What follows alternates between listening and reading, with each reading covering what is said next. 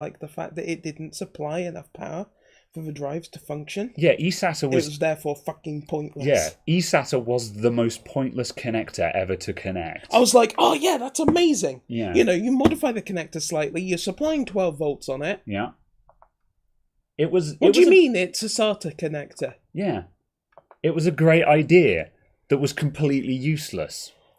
I was like, oh. I mean, it was kind of helpful... Hello, by the way. It was kind of helpful if you had a 3.5-inch external drive, because that would have an external power brick anyway. Sure, but that would also have FireWire 800. Only if you bought an expensive one. Or USB. That's the options it would come with. Well, no, because it would be USB 2. Yeah, but... in that era. You'd have to unshuck it, partially plug it in, and then... Well, I had a 3.5-inch hard drive enclosure that was USB 2 eSATA external power. Oh, they actually made them with eSATA. Yeah. Oh, fair enough. That's right. Yeah. Oh, I see. Yeah, and as I say, I used that. However, again, the other problem is that again, just very, very few things had an eSATA port, and I think I've spent more time having external hard drives connected with a SATA wire just going through an empty PCI Express bracket than I have using eSATA itself. And also, like, by the time you've done the problem, eSATA cables were short and stuff like that, and I think 9 times out of 10 I was just like, why don't I just put this hard drive in the computer?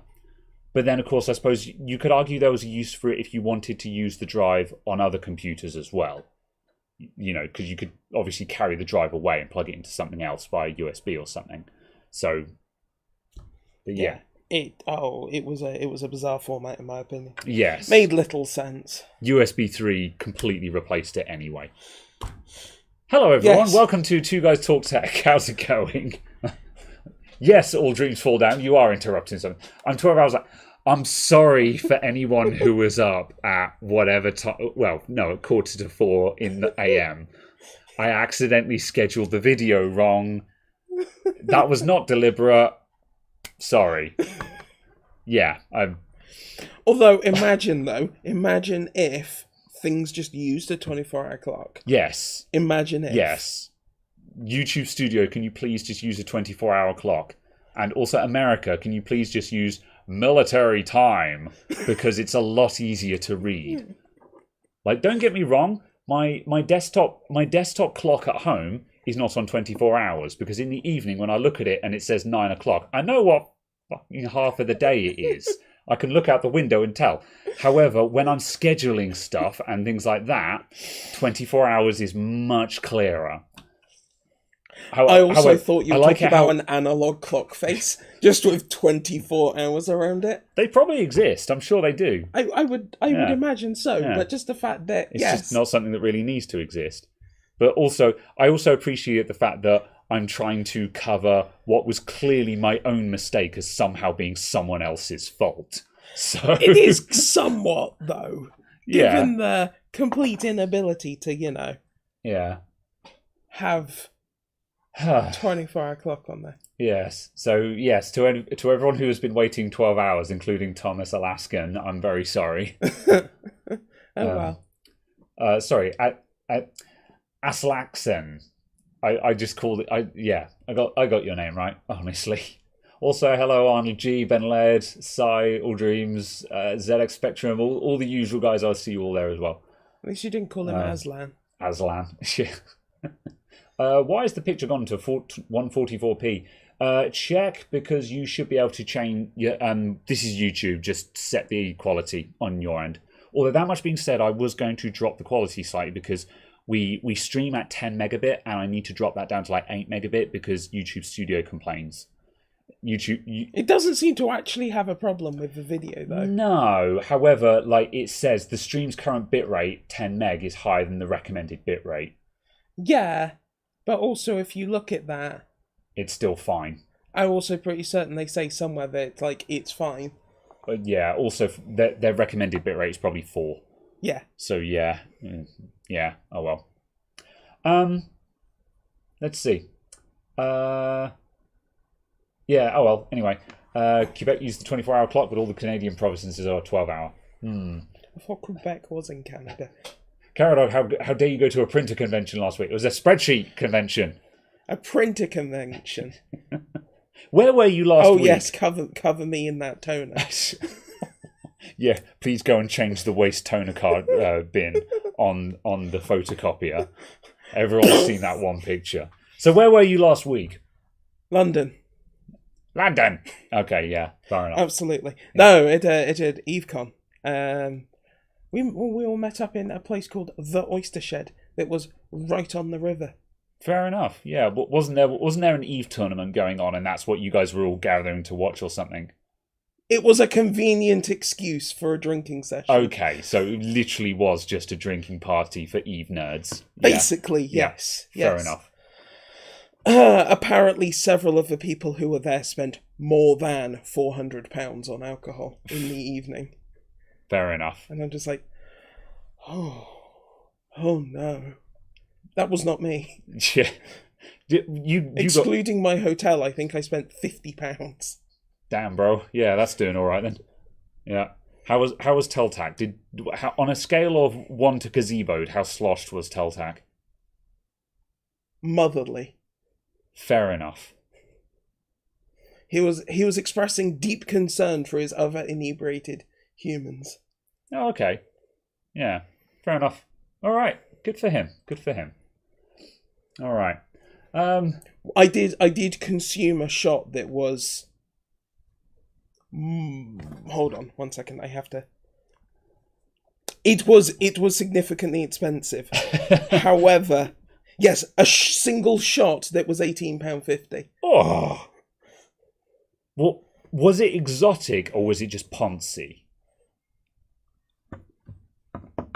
I will allow other people to be the judge of that. Is it one of those things where someone's like, this is proper whiskey, and you're just like, I think JD tastes nice, so you're asking the wrong person here, you know?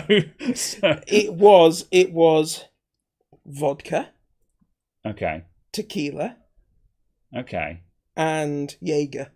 What, in one shot? In a glass, yes. Oh, three shots. Apparently it's a Jaeger bomb. Sorry, a Jaeger grenade. A Jaeger grenade. As opposed to a Jaeger bomb, it was a Jaeger grenade, where you replace the energy drink with more alcohol. Classy as heck. Yeah, the person who bought them spent £72 on these 4 shots. You're mad, or they're mad. Absolutely. I don't understand why you do that. I mean, I enjoy alcohol these days, but I've never understood spending hundreds of pounds in a night to get wasted. But then on the other hand, I'm a super lightweight for alcohol. It's not expensive to get me drunk, so you are the cheap date. Yes, yeah. Like for me, just like one of those will get me sloshed. You know, so yeah. Right. Yes. These are also people who all work in IT, so, you know. Yeah. £100,000 a year starting salaries in the room. And I'm just there like, aha. Yeah. They don't have a girlfriend or kids because they play Eve. They're all married. So. Like, most of them were married. To each other. Yeah. I couldn't comment. I don't know. But most of them were, and I was just like, okay. Very well. Fair enough. Right. Because I weigh 3 grams. Yeah, you're right. That's probably it. Oh, well. Anyway, welcome back, everyone. So we're probably going to talk some tech. Just to explain what we've got going on in the background while we're chatting here. This is the P200. The eagle-eyed among you will spot that this is the P200 backup on the desk. With my mate's i5 4690. 4690K? Yeah, 4690K. So this is the platform that I pulled out of my mate John's PC that was giving him problems. I upgraded him to a Ryzen 3800X, and I've got his old stuff. I never actually charged him for that, so I'm just keeping his old stuff. So yeah, I've got that. I had a client, a kid came into the shop who wanted to buy a cheap gaming computer. And has expressed interest in purchasing this. So we're just going to bench test it today, and we're just going to just check if this thing is ready to sell to someone, because like it starts, it runs, and it works, and I'm like, okay, well, if I'm about to sell this to someone and put a 6-month warranty on it, I want to actually make sure it's good. So yeah, we're just basically just checking that it's all good. So we're just going to firm mark it and stuff like that, and then we'll probably just lob an SSD in there and actually do a clean install of Windows on it. So we're kind of just dicking around with stuff while we chat today. We're not doing any particular projects. We're just tinkering with stuff while we talk. So yeah, Fortnite PC. Rust, I think. They were talking about Rust. I understand that is a computer game that the kids these days like to play. And I believe that it's also a game where you 1v1 people. So yeah. At the Sun. Oh wait, wrong game. Yeah, never mind. I have no idea. Rust is I think it's a survival crafting game, right? Is Rust? Yeah, I think Rust is crafting survival. So yeah, I think that's what he's going to be playing. They're up from Roblox, thankfully. So yeah, very popular CPU for a good reason. Absolutely. And oh yeah, the thumb down counter, Sun Productive. Yeah. I guess I was going to talk about that because I don't have a massive opinion on that, but it's the thing that everyone's talking about. However, I have a YouTube channel, therefore my opinion is more important. Absolutely. So I guess we'll kick off some Heaven benchmark and stuff. Let's see. Extreme. You bought it 2 weeks ago. Don't buy it.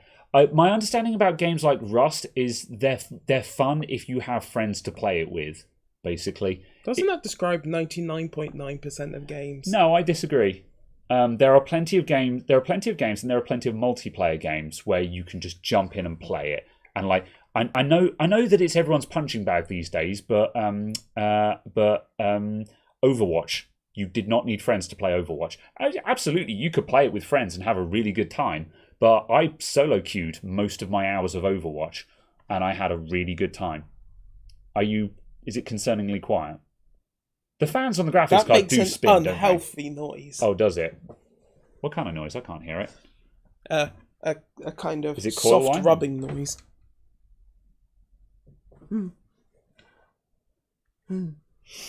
I can't hear your soft rubbing noise.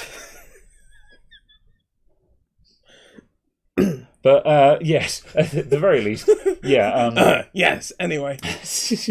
It's a 960. Okay, yes. Yeah. When you initially mentioned selling it and then saying it was John's old parts, I thought it was his 2070, 2080 or something. No. Yeah, exactly. You think I'd leave that lying around? Well, not exactly, but just the fact of I wasn't really connecting two and two and just kind of then went. Yes, he was running a 2070 Super combined with this platform. Yes. Which was the other reason why I'm like, my dude, we need to get you upgraded because you have a hilariously unbalanced computer right now. However, no, that does not have a 2070 Super in That's fine. That's fine. It's all good. But yes. I think Rust is one of those games where if you've got friends to play it with, it's a good time. But no, there are plenty of games. I've started playing Final Fantasy 14, and again, I'm just soloing through that. There's like one or two places in the game where and that's the thing. Like I've got to a section of the game where I need to go and run a dungeon, which requires joining a party. But a friend of mine who was twisting my arm into playing it, he said, "I'll come and do dungeons with you. However, if you really wanted to, you can actually talk to an NPC and have an NPC party run the dungeon with you, and the NPC players are specifically programmed to do the party function. So you will have a healer, a tank, a DPS, and so on, and they will actually do their jobs. And they have been. The concern is when they've been specifically tweaked to know how to run that dungeon. So in this MMORPG, you can just hire a computer party if you want to play an MMO, but you hate other people. So my comment on that is, the problem becomes when those people are better at it than the 70 percentile of players. Yeah. Although, well, Final Fantasy 14 is a good game and has a very healthy community. So yeah, I don't think that's an issue at the moment. But yeah, Final and 14 is ironic. Yeah. Well, for those of you who don't know, when Final Fantasy 1 was released, I can't remember what Square Enix were called Squaresoft, I think, back in the day, and they were on the verge of bankruptcy. Final Fantasy was literally their make or break game. If Final Fantasy did not succeed, then Squaresoft would have folded. That's why it was called Final Fantasy. It was literally their last shot. But it actually ended up being the series that literally saved and then remade them. So that's why it was called Final Fantasy, because it literally was going to be the final attempt. So yeah. Can you hide and let the NPCs win for you? I don't know, but you probably wouldn't. You wouldn't have to. 14 is a really good time. I'm not gonna go into too much of it because I haven't played that much of it yet. But from what I've played, I haven't played that much of it. I'm only 45 hours in. No, well, I'm like 10 hours in, and obviously 10 hours on an MMO is nothing. But I'm in far enough that I have sunk in a couple of evenings, and the evenings have just flashed by, and I've just been sitting there having a really good time. It's amazing how much that game respects your time. It's constantly giving you, it's the same old grinding fetch quests that MMOs have, but unlike World of Warcraft and other ones like that, it doesn't take 20 minutes to do a fetch quest.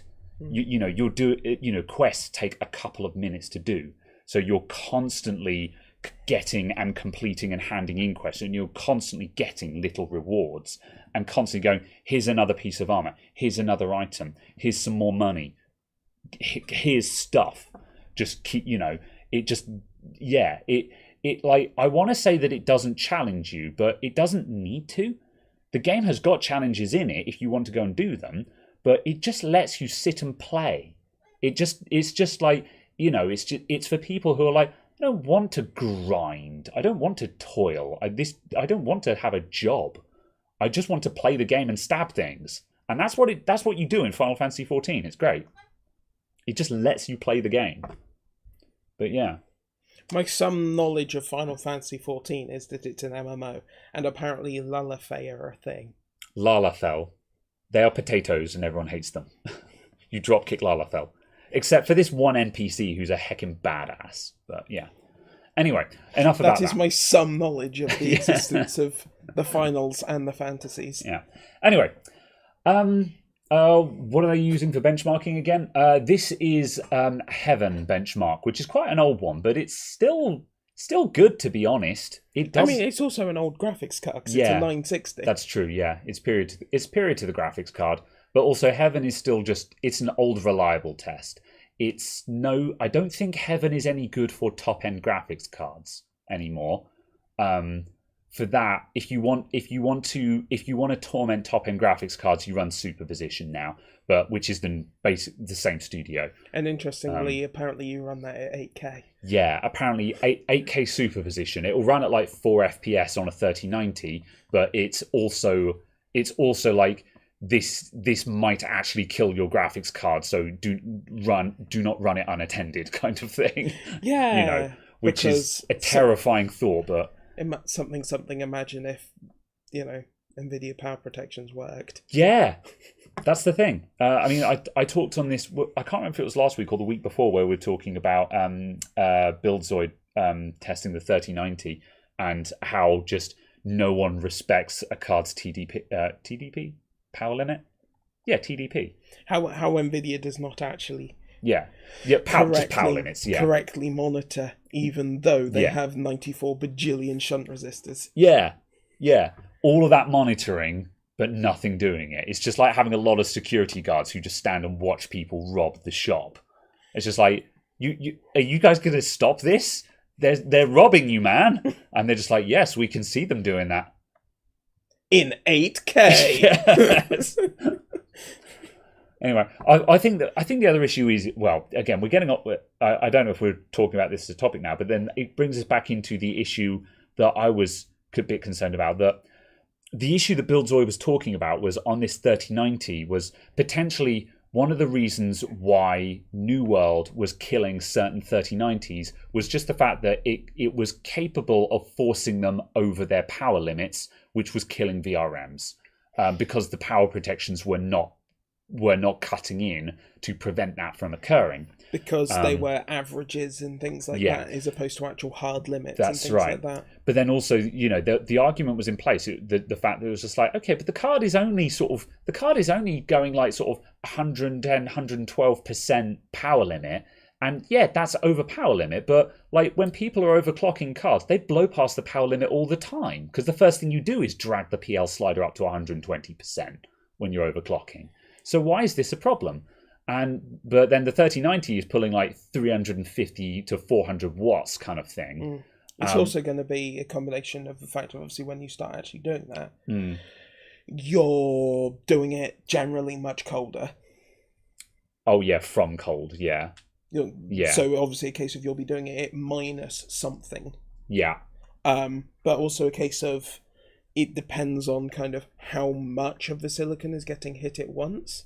Yeah. Because obviously if you somehow manage to render part of a frame that manages to hit 95% of the transistors in one go, that power profile is going to look completely different to a standard game that actually hits 20%, say, of the silicon at one go. It uses all of it through a rendering cycle, but at one time it's, say, 20% or 25%. Yeah.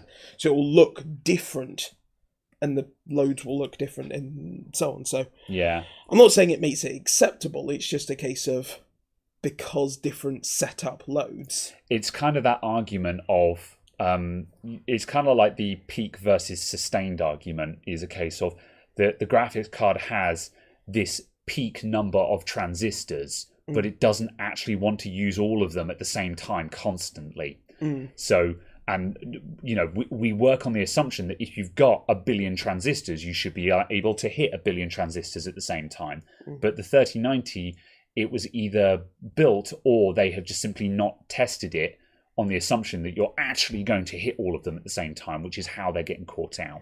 Yeah, but, and a case that possibly the power delivery is now no longer up to spec. Yeah, I mean, it's possible that it is an issue that has been brought on by the component shortage, by the fact that different brands and different models of VRM components have had to be sourced and used. Yeah. And perhaps they have weird interactions. Yeah. Or perhaps they simply weren't up to the standard that the manufacturer said they were because they're from a C-tier manufacturer. Yeah, Chris S. said that how EVGA blamed soldering on the MOSFETs for the problem. So it might be that they were using MOSFETs that they are not usually using, so the manufacturing hadn't had quite as much testing as it normally would have, which tallies into what you're talking about. Exactly. So it's a case of it's certainly not an excuse, but possibly a bit of a reason as to why we're seeing it happen. Yeah. Also, at the same time, as far as I'm aware, the reports we've had is fewer than 100 cards killed, is the numbers I've seen. So, as a percentage of total products sold, that's still probably less than 0.1%. Yeah, I think it's just sort of fairly high profile just because the kind of cards that are dying are the most expensive cards money can buy. Absolutely. And so, and obviously, not only are they very expensive, but they're extremely difficult to replace. Like, I mean, EVGA obviously were total bros and were just like, here's a new card. But if you don't have bro GA at your back, then you're kind of up the creek without a paddle. Because if you're lucky, you'll get your money back, and then you'll have to find another 3080 or 3090 partner card. Yeah. So yeah, it's a bit sketchy, but yeah. To answer the question though, to answer the question about what benchmarks to use, yeah, I mean again, Superposition and Firmark are good gaming benchmarks. Wow. They are not gaming benchmarks. Okay, yes, no, that's fair. They're graphical benchmarks. Yes. Yes. So I would contend it depends on what you're benchmarking for. Yeah. If you're benchmarking to see if component changes have led to a performance change, pick the game you play, benchmark it using the inbuilt benchmark, a predefined sequence in the game, something like that. Change the thing you want to change and make sure it's only that thing that has changed. Rerun the benchmark, right result. Yeah. Rerun the benchmark again, right result. Yeah. Rerun the benchmark again, write down the result. Yeah, because then reset it and confirm it wasn't just placebo or fluke. Because then you actually know if you gained performance or changed performance. Yeah. Because the 99% of people who are like, I gained 15% performance by doing X. You actually didn't. You ran a single test and had really weird run-to-run variants. Because actually you've got a bajillion items of shite running in your computer. Your sample size was small, your standard deviations were high, your answers mean nothing, and you should feel bad. That's amazing, and I need a t-shirt of it. It's a Zoidberg picture somewhere. Oh, I require that on a t-shirt. I'm gonna find it right now while hang on a sec. Zoidberg, your test. Your test. Your testing or something like that. I'll just. There it is. Hang on a sec. Let me just break this out so I can share it. No, you're mean. Okay, this is potato size, but I will make it big and then screen share. Have I got a? Where's my? Oh balls. Okay, display capture. Something. I thought you were setting this up again. Yeah. There we go. Your sample sizes are small, your standard deviations are high, your conclusion means nothing, and you should feel bad. So, basically that. Absolutely. Indeed. Anyway. Yes. I'm impressed that I remembered it that well. Congratulations. A+, 10 out of 10. Yep. However, yeah, it's Fermark, for example. Fermark, yeah.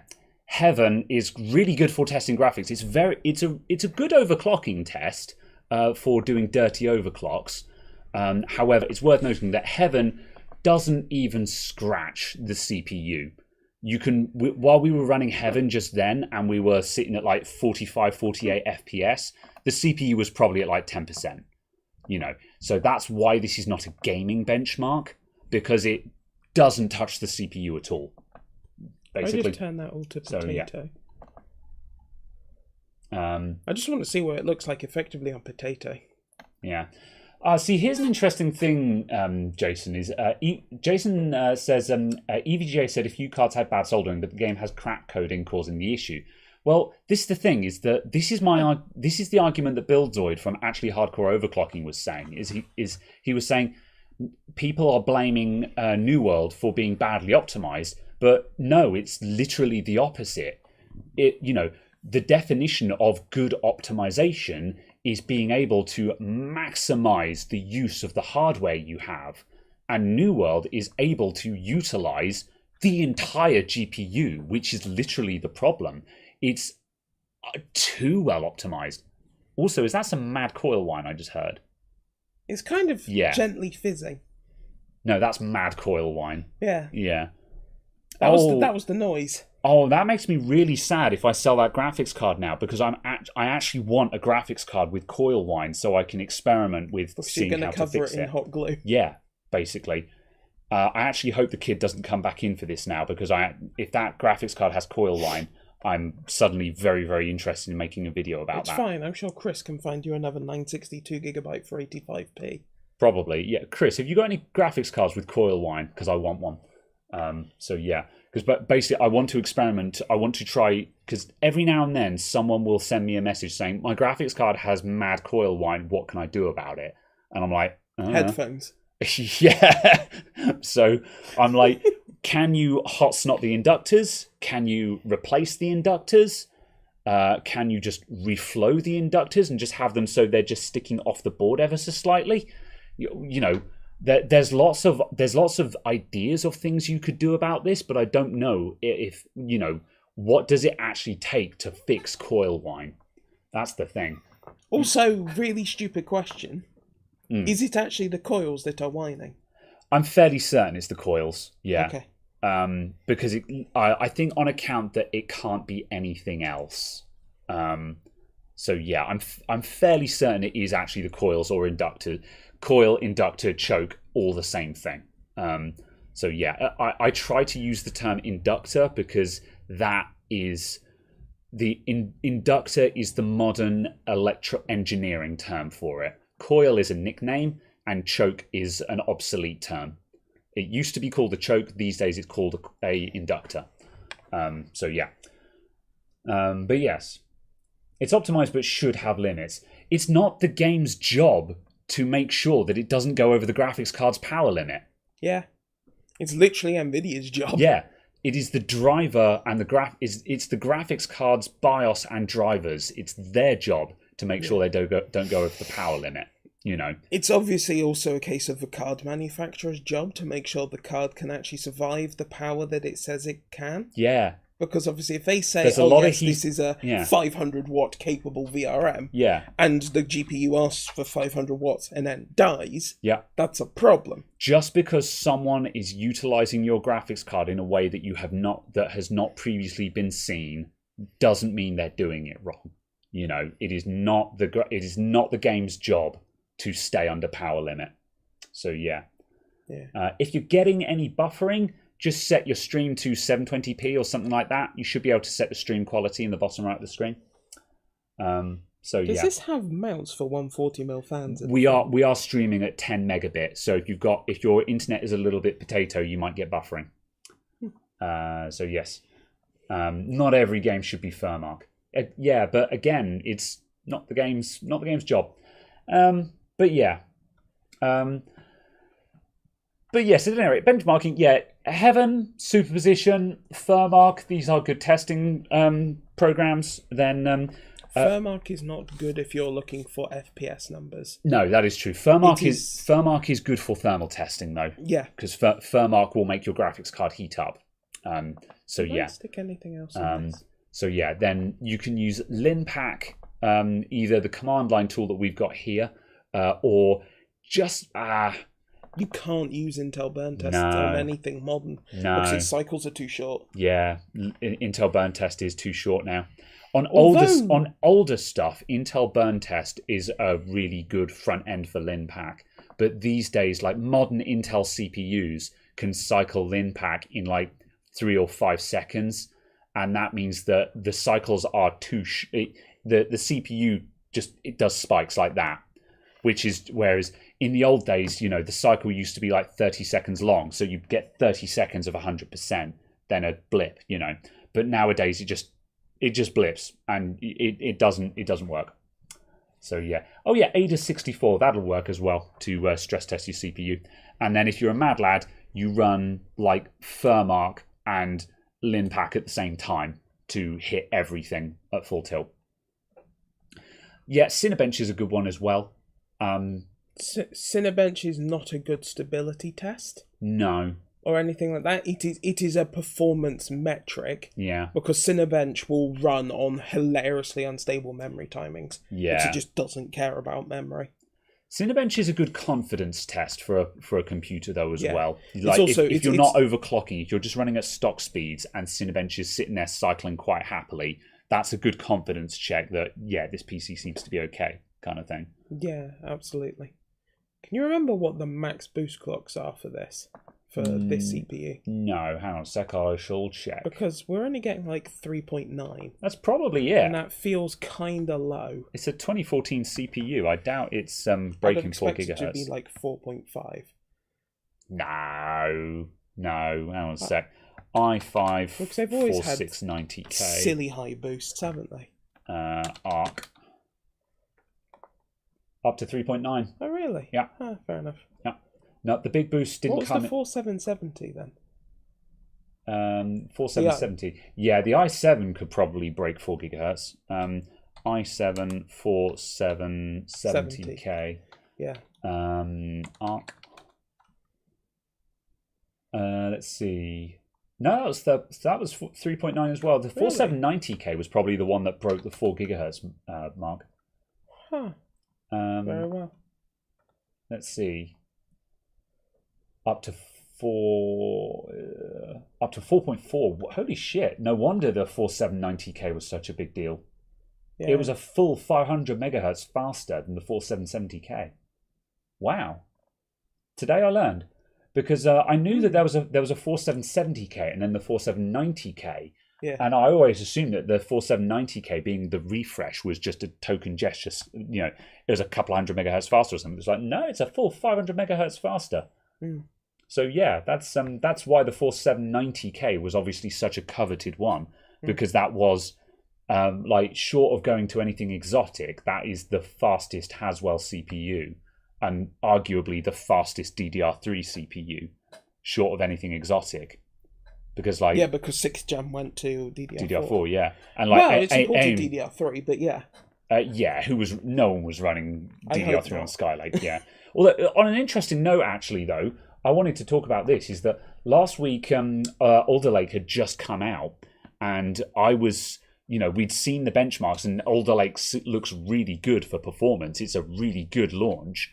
However, I commented that I reckoned that some of its high performance looked like it was in thanks to being on DDR5.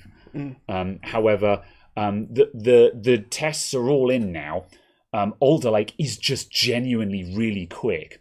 DDR4 versus DDR5 on Alder Lake makes, in the majority of cases, no meaningful difference. And Windows 10 versus Windows 11 also makes no meaningful difference. Yeah, it's 2 or 3% either way, and it swings between tests. Yeah, and I was which means I was completely wrong, because I thought that the Windows 11 scheduler and that DDR5 would have been helping it, which is not to diminish, not to disparage Alder Lake. It was a case of, well, if you've built a CPU that can utilize these things, then that makes you better. Yeah. However, it makes me incredibly happy that Alder Lake is still really good on DDR4 and on Windows 10, because that means it's just genuinely a really good CPU. Yeah. Which is great news, because competition and all that. Yeah. So I'm very happy to be wrong. I'm also very happy because one of the big reasons why I was sort of going, not saying that I wouldn't recommend Alder Lake, but the big thing that was making me go, yeah, but I wouldn't buy it, was just simply because DDR5 is expensive and hard to find. But the thing is that this actually means that and initially my first thought was like, yeah, but who wants to buy Alder Lake on DDR4? Who wants to buy into the old DDR4 platform? But the thing is, it actually makes a lot of sense, because you can buy a perfectly fit for purpose DDR4 motherboard for Alder Lake. You can run the existing decent 16 or 32 gig DDR4 kit you've got, and that makes Alder Lake, affordable. It makes it current gen pricing. It means you're not paying that premium for it, and the next time you upgrade will be by the time when DDR5 has started to mature anyway. So, because my thought of it is, because there were some people saying, so, oh yeah, but you can get DDR4 motherboards. And I'm like, oh yeah, but who wants to run that? Because when you upgrade to DDR5, you're going to have to replace your motherboard. But the thing is, when you do that, you're going to be upgrading to like 14th gen or something like that. So assuming the usual upgrade cycle is sort of 4-ish years. Yeah, everyone skips a generation. Yeah, everyone skips at least one or two generations. So it actually makes complete sense if you're upgrading right now, because let's say you've got Skylake, you've got 6th or 7th gen Intel, maybe even 8th gen Intel, and you've got the itch to upgrade, but you've got a really nice DDR4 kit that you've bought because DDR4 was matured, and you bought I've got a 32 gig kit in my computer at home. I wouldn't want to upgrade to DDR5 right now. It's entirely legit to buy an Alder Lake CPU and a DDR4 motherboard and stick your DDR4 kit in there, and then continue to run that for another 2 or 3 years, and then upgrade to DDR5 with a new CPU, motherboard, and RAM. That's completely legit, and that makes complete financial sense right now. I think the issue is the fact that, as far as I'm aware, the only one that's actually come out in consumer space is a single MSI board so far. Yeah, that's the only catch. It's a case that there is a singular MSI board that has DDR4 that has launched so far. Yeah, so, and it's a no frills board. It's not a bad. It costs $200. Yeah, but it is Z690, so it's the Z690 chipset. But again, it's mediocre. But then that's the case. All the Z690 boards that are $200 or less are mediocre. Even the DDR5 ones. Like, if you look at any Z690 motherboard that costs $200 or less, is mediocre. So it is priced appropriately. But then on the flip side, again, if I'm saying that running DDR4 makes Alder Lake affordable, you're still paying a premium for the motherboard, because absolutely. So yeah, you're going to have to, if you were doing. So again, it depends on how much you want an exotic motherboard. If you want a really nice MOBO, then you might not be able to find a DDR4 one. Yeah. It's also a case to a degree that it's kind of expected that they're going to be around that price. Yeah. Because of all of the high-speed connectivity that's built into them.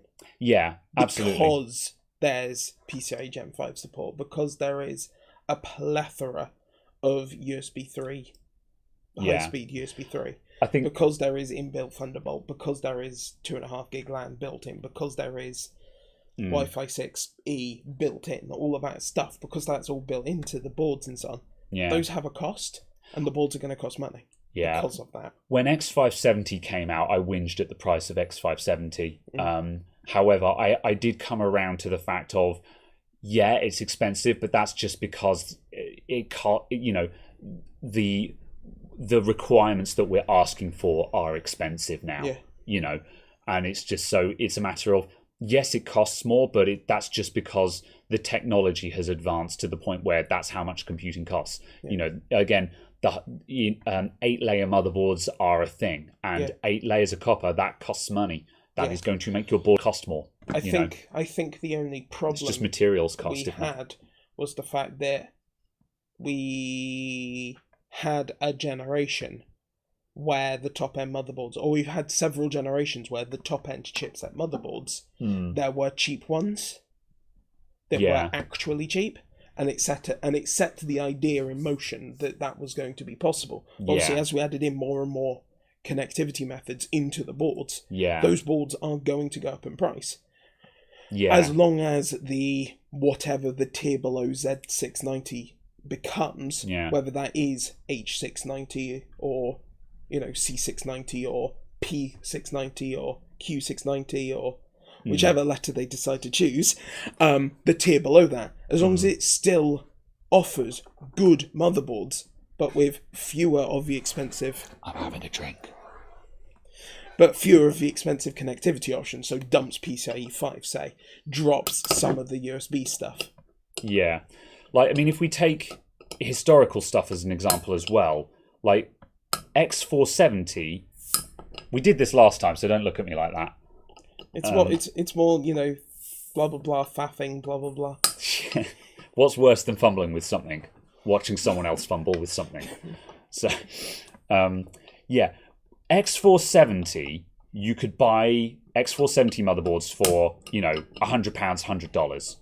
The problem... And X470 is a really poor example because so many of the motherboards were garbage tier, even at the top end. Yeah, but bear with me here, because that's not what the example is going to be about. But the point is... I'll pick it up later. Will you? Will you really? It's toward the bin is over there. Anyway. X470, you could buy X470 motherboards for like £100, $100. Pounds, dollars, although the pound is worth more than the dollar, because stuff is cheaper in America, it ends up being about the same. So, also now tax. Yeah. So that £100 motherboard would be stripped out. They would have stripped out all the good audio. They would have stripped out all the toys. It wouldn't have RGB. It would have lesser VRM. It would, you know, anything that they could take off the board, they would take off. But the problem is then when we moved up to X570, because the requirements for X570 is a VRM that can do X amount of watts. The requirements for X570 is that it has to be able to have PCIe Gen 4, which obviously requires all that extra wiring and shielding. And again, the requirements for X570 is they are expecting it to run memory up to a certain speed, which means all of the memory lanes need to be beefed up. And the problem is you can't strip that out of a cheap board. It has to be there. You can strip out the RAM, the audio. You can strip out all the RGB stuff. You can take off all the toys, but you can't take out the requirements of the platform. Yeah. And that's why the boards go up in price, because you can't take those new requirements out of them to make a cheap board. So yeah, that is why the increasing cost of motherboards is something that we have to accept. But by the same token, people also need to remember that it's not the end of the world not to own the flagship chipset. You know, on AMD, you know, if you don't want to stomach the cost of X570, then buy B550. There are lots of good B550. There are lots of good B550 motherboards. B550 motherboards. That's right. Words are hard. Yeah, and that's the thing. A lot of people are just like, oh, but I want an X570. I want the flagship chipset, and it's like, B550 is fine. You don't, absolutely. The X570 motherboard will probably give you better USB options. B550 boards have a nasty habit of having like 4 USB 2 ports on the back, which is like, really? However, 9 times out of 10, you don't need them all to be USB 3 anyway. We're just being stingy. So it's not really a problem. So, and that's the thing, is just, I think people sometimes need to accept that they don't need to own the top-end product. Mid-range is good enough. And for gaming, mid-range is probably more than what you need. So, yeah. But, moving back to the chat. Ooh, sorry. I've been ignoring chat a little bit, so sorry. But something that came up in the chat that I'm just going to quickly cover. I need to scroll back a bit to find it. Hang on a sec. Where was the chap who said, Asphalt Rising, long-time watcher, first-time question. What's up, my dude? How's it going? What's your strategy for malware on customer laptops? Do you use all the removal tools, or do you just wipe? I use removal tools most of the time. With a bit of care and patience, you can salvage a Windows installation that's infected. If you go in, starting... I don't actually see malware infections very often these days because Windows 10 and Windows Defender work, basically. However, when I do see it, usually a combination of Malwarebytes anti-malware and Hitman Pro will usually clear off 99% of what ails you. And the rest of it, I go through and I will just go through the startup entries in scheduled tasks and in the run folders in the registry manually. And you'll be able to get rid of most of the other junk or any other wanted stuff. And 9 times out of 10, that will salvage a wrecked Windows install. So I usually do that. If the customer is just like, if it's like some kid's gaming computer and it's got nothing on it other than games, I would probably say we're reinstalling Windows because they just download the games again. Yeah. But most of the time, most of the computers that I see for repair are just some person's laptop, which has got all of their personal stuff on it. It's got Microsoft Office on it, and they have no idea what their Office details or product code or anything like that are. And it's got a bunch of other stuff installed that will be a pain in the ass to reinstall. And everyone always says, "Oh, just reinstall Windows." It's from a customer convenience standpoint, that is a terrible option. Yeah. And it might be your last resort, and it might be what you have to resort to, but I always treat it as a last resort. If I can save the Windows install, then I will. Yeah. The other thing as well is double checking which browsers are installed, making sure they haven't got weird development builds of Chromium or like Firefox installed. Man, there aren't weird extensions on them. Like that one laptop last week or the week before, where you're like 76 extensions later. Oh god, yeah. Yeah, there was a laptop in and it had literally pages of extensions on Chrome. And I'm just like, what? So... Yes? Can I help you? So, yeah. And yeah, I mean, I got roasted in the comments for saying that there's no legitimate reason to have Chromium on a device, but I still say that there's no legitimate reason for an end user to have Chromium. Yeah, average Joe public shouldn't have Chromium on their device, and if they do, it's probably been installed by someone who's trying to avoid security. So yeah. So yes. That thing with extensions was done on purpose. No, the customer was just an idiot and just clicks on everything, and you install one extension, and then that extension installs 5 other extensions. Pretty sure at least 2 of them were flagged by Chrome as known to contain malware. And I'm just like, 2 of them. Yeah. Ugh. What's up, Noah? I'm sorry to hear you got a migraine. I hope our voices are soothing to you. Yes, good afternoon. But yeah. This is now an ASMR stream. It is. Yeah, okay, right. I have not been keeping up with chat, so I'm literally just going to read the bottom half of chat now. So sorry if I've missed anything. Now having a John Smith's. Cheers, boys. I'm not. I've never had John Smith's actually. I don't know if John Smith's is nice or not. If that's your jam though, then cheers. So yeah.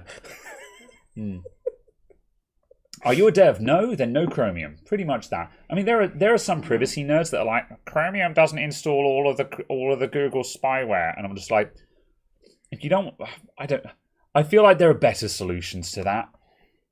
You know, Firefox. Yeah, you know, Firefox or there's Firefox. Yeah, and also just. To be honest, as soon as someone starts banging on about spyware and Google spying, my eyes kind of gloss over anyway. Yes, I know it's a thing. The ship has sailed, I don't care. Who are we shipping now? Yeah. Windows 11 uptake is poor. Yeah. I still don't care about Windows 11. There's still... not particularly. But I think Alder Lake was one of those things where I'm just like, this is one of the times where I kind of hoped that Alder Lake was going to show much stronger performance on Windows 11, because even though I don't have an Alder Lake CPU, it would show a reason as to why Windows 11 had new technology that was worth upgrading to. Apparently, that's going to be more demonstrable with battery life and stuff on devices, because the scheduler will actually know to shove stuff onto the e-cores. That's true, yeah. So that's the kind of almost the last bastion of relevance. Yeah, that conversation. I'm very excited for Alder Lake Mobile. I'm very annoyed that unless I just haven't been looking. I mean, I haven't been looking, but I have not heard of anyone who's actually been running efficiency tests on Alder Lake to say, okay, I'm sitting here watching a YouTube video. How much power is the computer using? Is Alder Lake using significantly less power because of the efficiency cores? Because at the moment, like a lot of people, at the moment, a decent person might just say, why the fuck does a desktop computer have efficiency cores? You know? So, yeah. And that would be missing the point. But at the same time, no one has actually demonstrated why you would want efficiency cores yet. Because they're physically smaller. I suppose, yeah, so you can fit more of them onto it. Because they're physically smaller, so you can have... I think the comment from Intel was so there could be 4 of them per performance core. So you can fit 4 in the area of the performance core. So then the core doesn't blow out. Yeah. So you can have more cores. It's enabled them to increase their core count. Yeah, that does also make sense. A very blunt instrument. Yeah, it's a case of because they're physically smaller. Yeah. So that's fair. That's fair. Yeah.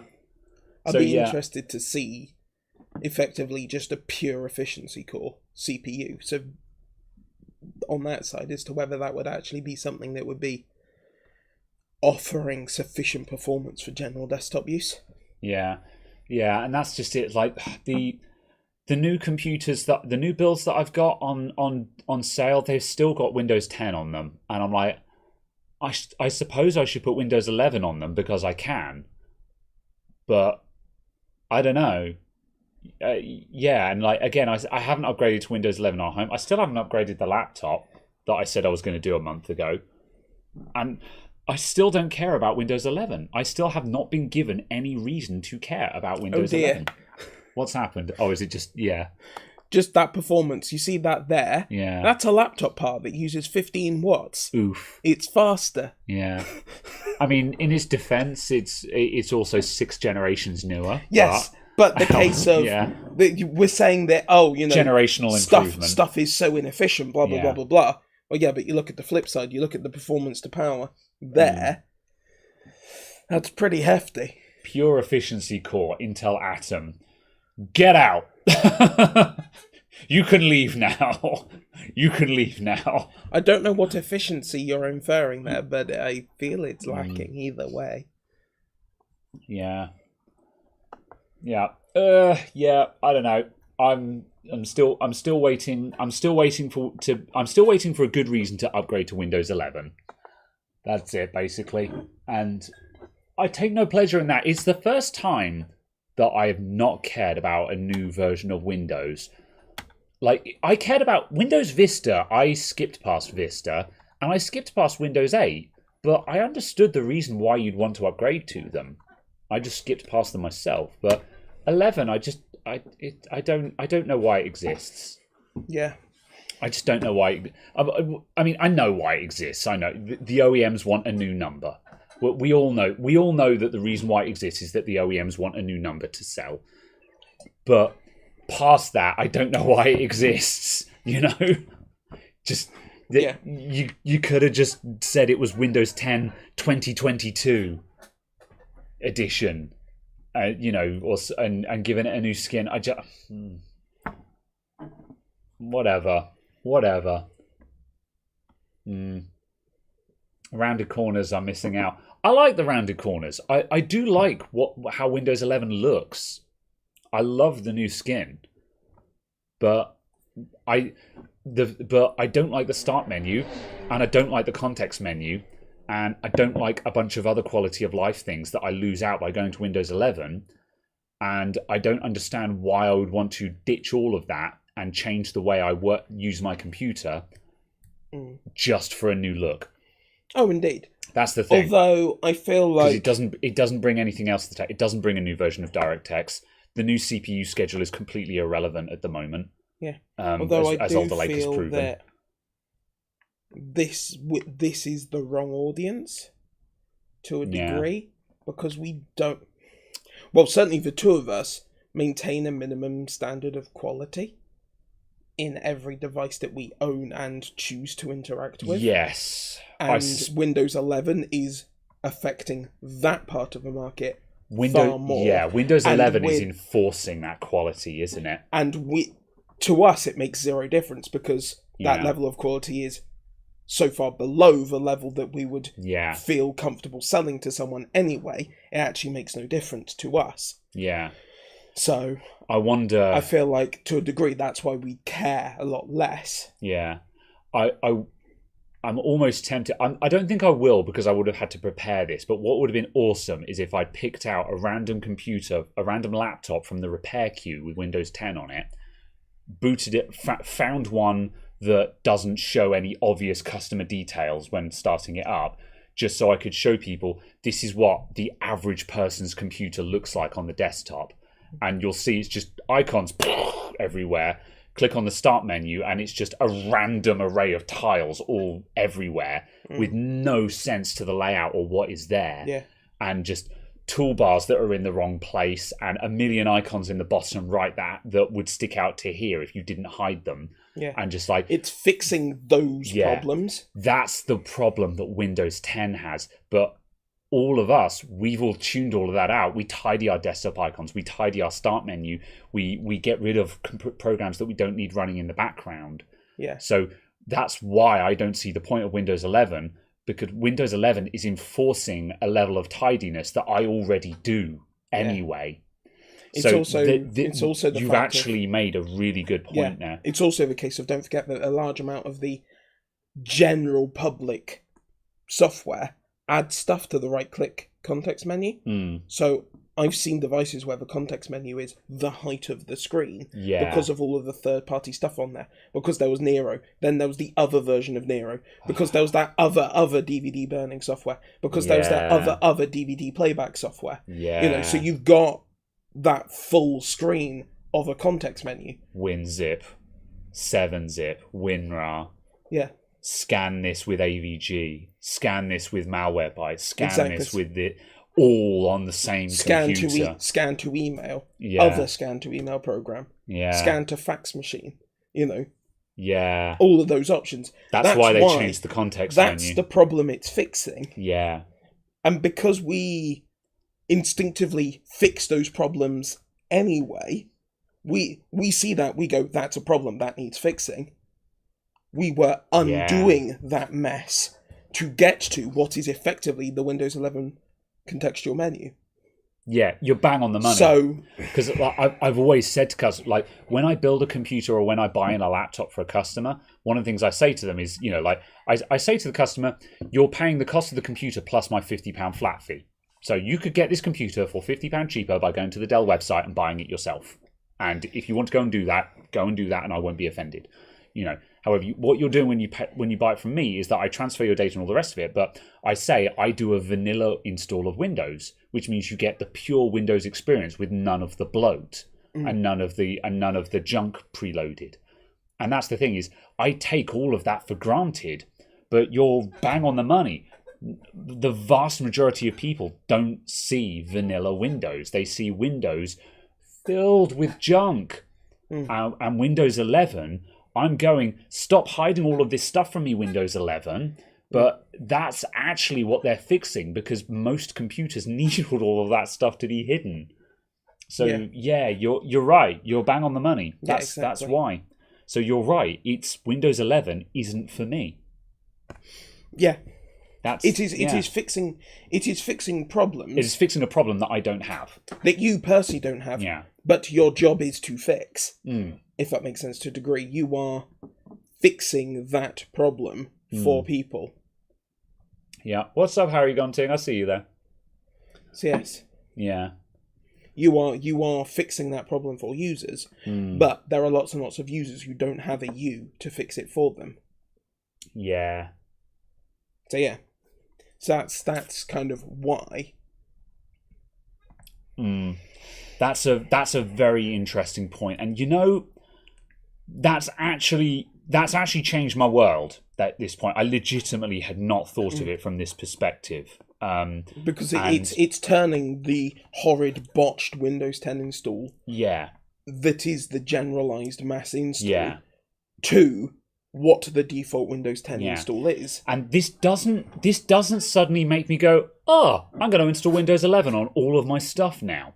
This doesn't make me want Windows 11 anymore, but now I understand why how Windows 11 actually helps the end user. Yeah. This actually makes me go, okay, this is a selling point of Windows 11 as far as I'm concerned. Now, it's a selling point for the wrong reason, because, of course, all of this stuff that we're saying that it fixes, that's a problem that people shouldn't be having in the first place. But it's a problem that exists. But the thing to a degree, Microsoft can't fix that problem. Exactly. It's very easy to say that's a problem that shouldn't exist, but that's also completely moot. Just because a problem shouldn't exist, that doesn't stop it from existing. Yeah. People should not have computers filled with junkware, but they do. That's just how it be. Yeah. So that has actually changed my world. And it's the point. I think the bit that has made the problem is the fact that the issues, or the contextual menu, for example, can't easily be toggled, or not necessarily. Well, there isn't a UI option to toggle it. No, there's a registry option. Yeah. So for the people who aren't in the problem of having a contextual menu that's a complete mess, can just regedit it. Yeah. So the people who are able to can. It's like with the start menu to a degree. I feel like that should be regeditable. Yeah. And like moving the taskbar around should be regeditable. It should not have a UI option, but having registry options, absolutely. Because the people who can use the registry will do it. Everyone else doesn't know or care. Yeah. This does make me feel better about potentially running Windows 11 on my stuff now, because the problem is that for me, one of the reasons why I really this isn't intended to disparage the person, but there was a chap in the Discord who said the other day, oh, Windows 8.1 was fine, I just installed Classic Shell on it. And I'm like, so yeah, it's fine. All you have to do is install a third-party app that completely changes how the UI works. Yeah. So it wasn't fine, was it? And that's the thing. And I didn't want to install and people are like, oh yeah, install Windows 11 and then just do this to change the context menu and this to change the start menu. I'm like, what? So you mean just change all the things that make it Windows 11? So why are you even bothering to run Windows 11? But the thing is, I think what I was trying to rationalize was I didn't want to change something without understanding why that thing existed in the first place. Now, the Windows 8 full screen start menu, I still contend that is dumb and stupid. But whatever, that's in the past now. The Windows 11 start menu and context menu, I actually feel better about customizing that now I understand the reason for them to exist. There was nothing wrong with the charms bar. There was. I'm not sure if you're joking or not. I never had any of the problems you had with it. I was never subjected to using it on a potato. Noel Dowd asks, what do I think about the Framework laptop? Well, I'm going to check the price of it because I do like the Framework laptop. My problem with it is still the price. Yeah, I'm not about to buy one. It starts at $1,000. I want to talk about the Framework laptop because I don't want to talk about this anymore. So... Because you have no argument, because you know I'm right. Say what you will, I am above provocation.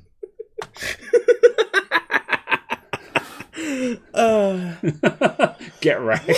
So, hang on a minute, let me reorder some things here. Let's look at the Framework laptop. I like the Framework laptop. I think it's very cool, and I really want one, but I don't need one. However, let's say I wanted to buy one. How much does a Framework laptop cost? So base model, an i5, cool, fair enough. i5, so what that, up to 4.2 gigahertz, that's pretty swish. It's got what, Wi-Fi, it doesn't, what Wi-Fi do you get as standard then? None. Okay. Okay, so we're going to have to spec this then. Yes, I do want my laptop to have wireless.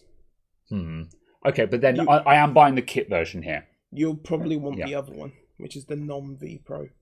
Because that's the wireless with V Pro, and then that's the non-V Pro one. Okay, let's get which the then cheap means one. you don't need the 11 whatever. Scroll up to the top. Oh, yeah. Just double check you still got the i5. Yeah, we're on the i5, yeah. Cool. Okay, so if I was to do that, hang on a sec. I'm going to move us over to the left because we're very in the way at the moment. There we go. You did it. So storage, wow, that's those are WD blacks. They don't have a full storage. They're SN850s. Yeah. And well, there's a 1 terabyte SN750. Oh, and a 500 gig one, which is $80. Oh yeah, that's more of come on, $80 for 500 gigs. You know what? Fine. That's good enough for an example. I would bring my own, and I'd lob a Crucial P2 in there because it's a laptop. Who cares, you know? But $80 for the SSD, fine. Okay. Let's see, operating system. I'm gonna bring my own because I ain't paying $140 for Windows. Good grief. I feel like that shouldn't cost that much, but whatever. Memory, I'm gonna want. Let's say we're gonna put in 16 gigs. So fine, 80. Oh blimey, yeah, it's adding up. It starts at like $700 or $800, and you're like, oh come on, that's not so bad. But now I'm actually adding in all the stuff. Okay, where are we up to then? How do I? Where's the total? At the bottom, in the big black bar at the bottom. Oh yeah, says the price. Yeah. Okay, hang on a sec. That's actually off screen.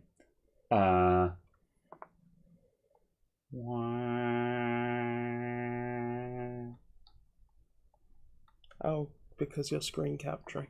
Yeah, I'm screen capping because I'm a baddie. So yeah, estimated price $926.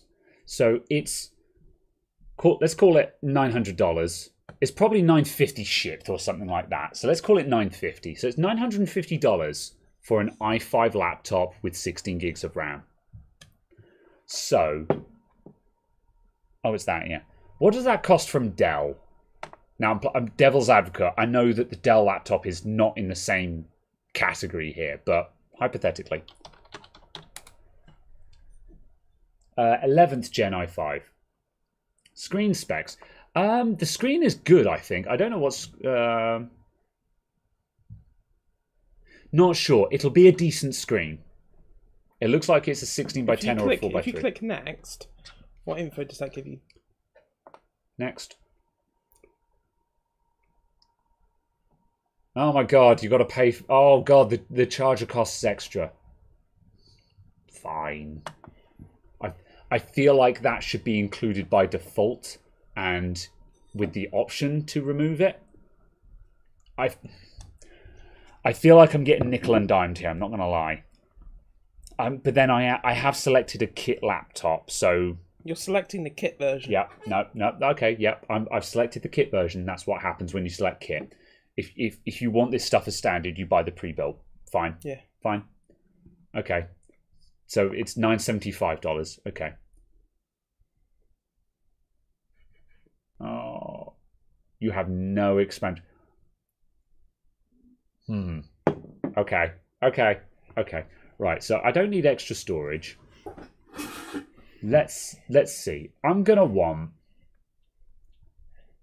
I don't use an SD card, but I think it's reasonable to buy a laptop that has an SD card reader. So I'm gonna add that into the cost. So I could save money by ditching this, but I'll add it in because I think that's reasonable. I'm gonna want a USB Type A. I'm gonna want a USB Type C, and I'm gonna want HDMI. That's what I would expect to find on a modern laptop. A single Type A port is cutting it fine, but sure. Oof. Yeah, okay.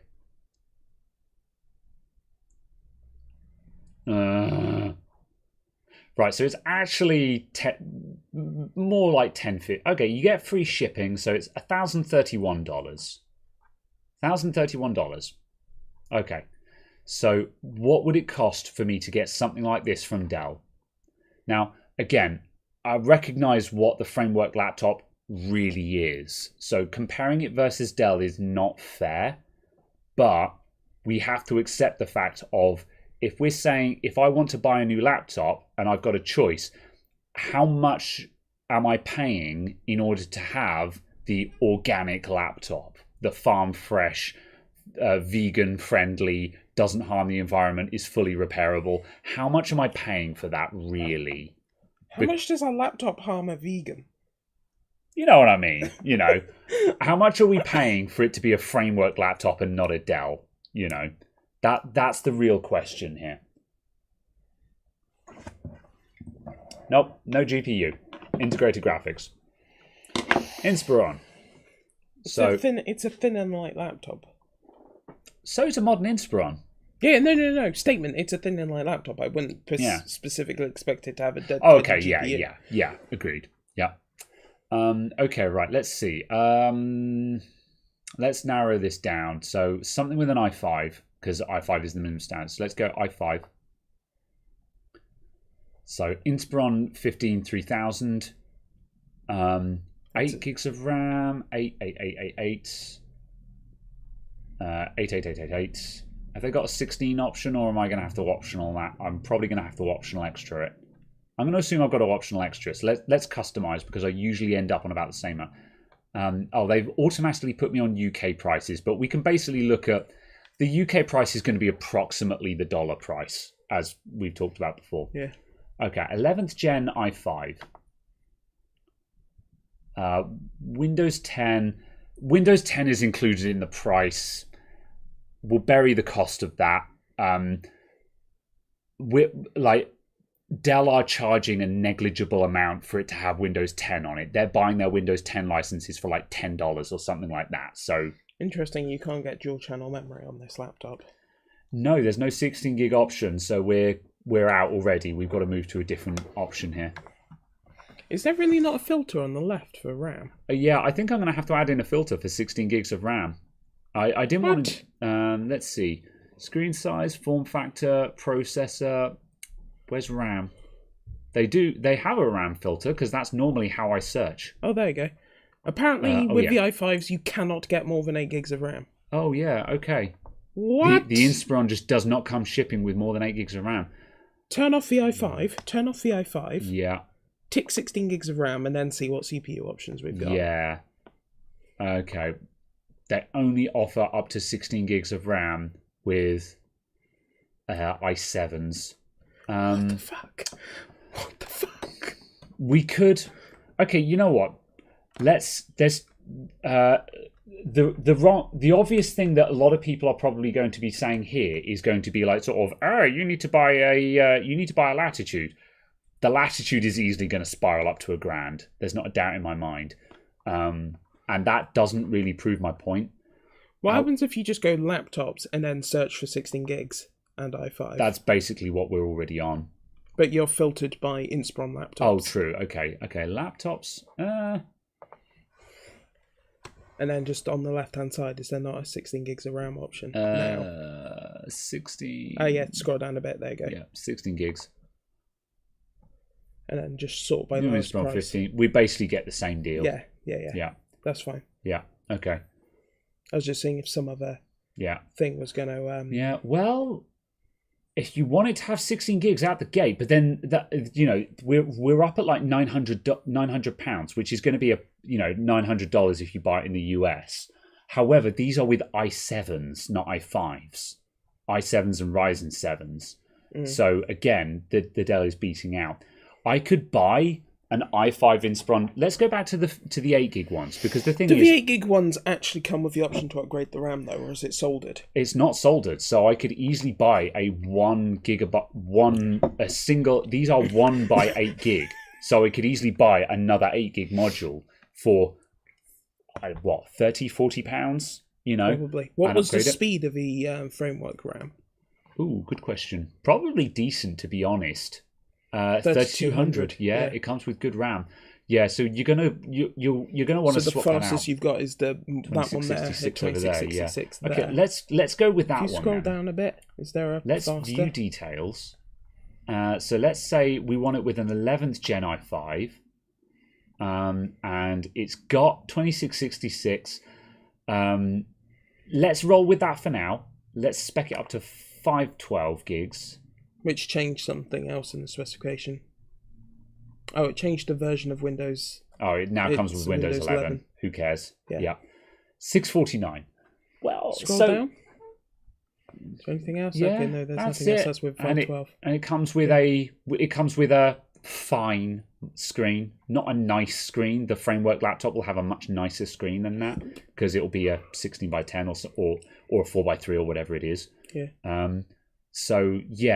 So that is $650. So that's probably like $700. Does that seem reasonable to you? $700? Yeah. What, to be able to get one for that much? Yeah, exactly. Yeah. So actually, $700, and that's for an Inspiron 15. So actually, $1050 for the framework laptop. That's not bad. I don't know. Why would I buy the framework laptop? What's it give me? I'm still not sure what it's actually giving me for my money. So I'm paying the feel-good factor of repairability. I'm paying $300. Let's say I'm paying $300 for the framework. Call it $350 extra. Okay. Fine. Okay. So the framework is $350 extra. So for that, you're getting a modular laptop that is responsibly constructed and sourced, has all the parts are replaceable and customizable. So if anything happens, you can buy replacement parts for a reasonable price. The screen is going to be better.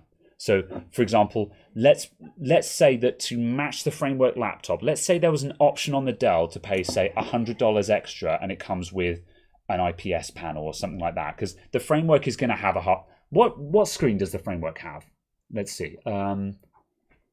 What screen does the framework have? You might have to look at the actual. Yeah. What does it actually have? Is the screen actually any good? Choose your framework laptop. Framework laptop.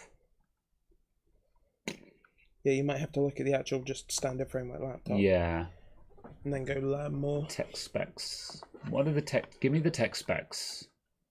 Why are there no tech specs? Give me the tech specs. There we go. Screen display. 2256 by 1504. So yes, it's 3x2. Yeah, so it's 3x2, and that's high DPI as well, isn't it? Yeah. Well, it's certainly at 14 inches. Yeah. That's right. Yeah, and greater than 14 nits. So it's a high DPI sRGB color gamut. So it's probably IPS, or at least it's the equivalent of an IPS panel. Yeah, probably. So.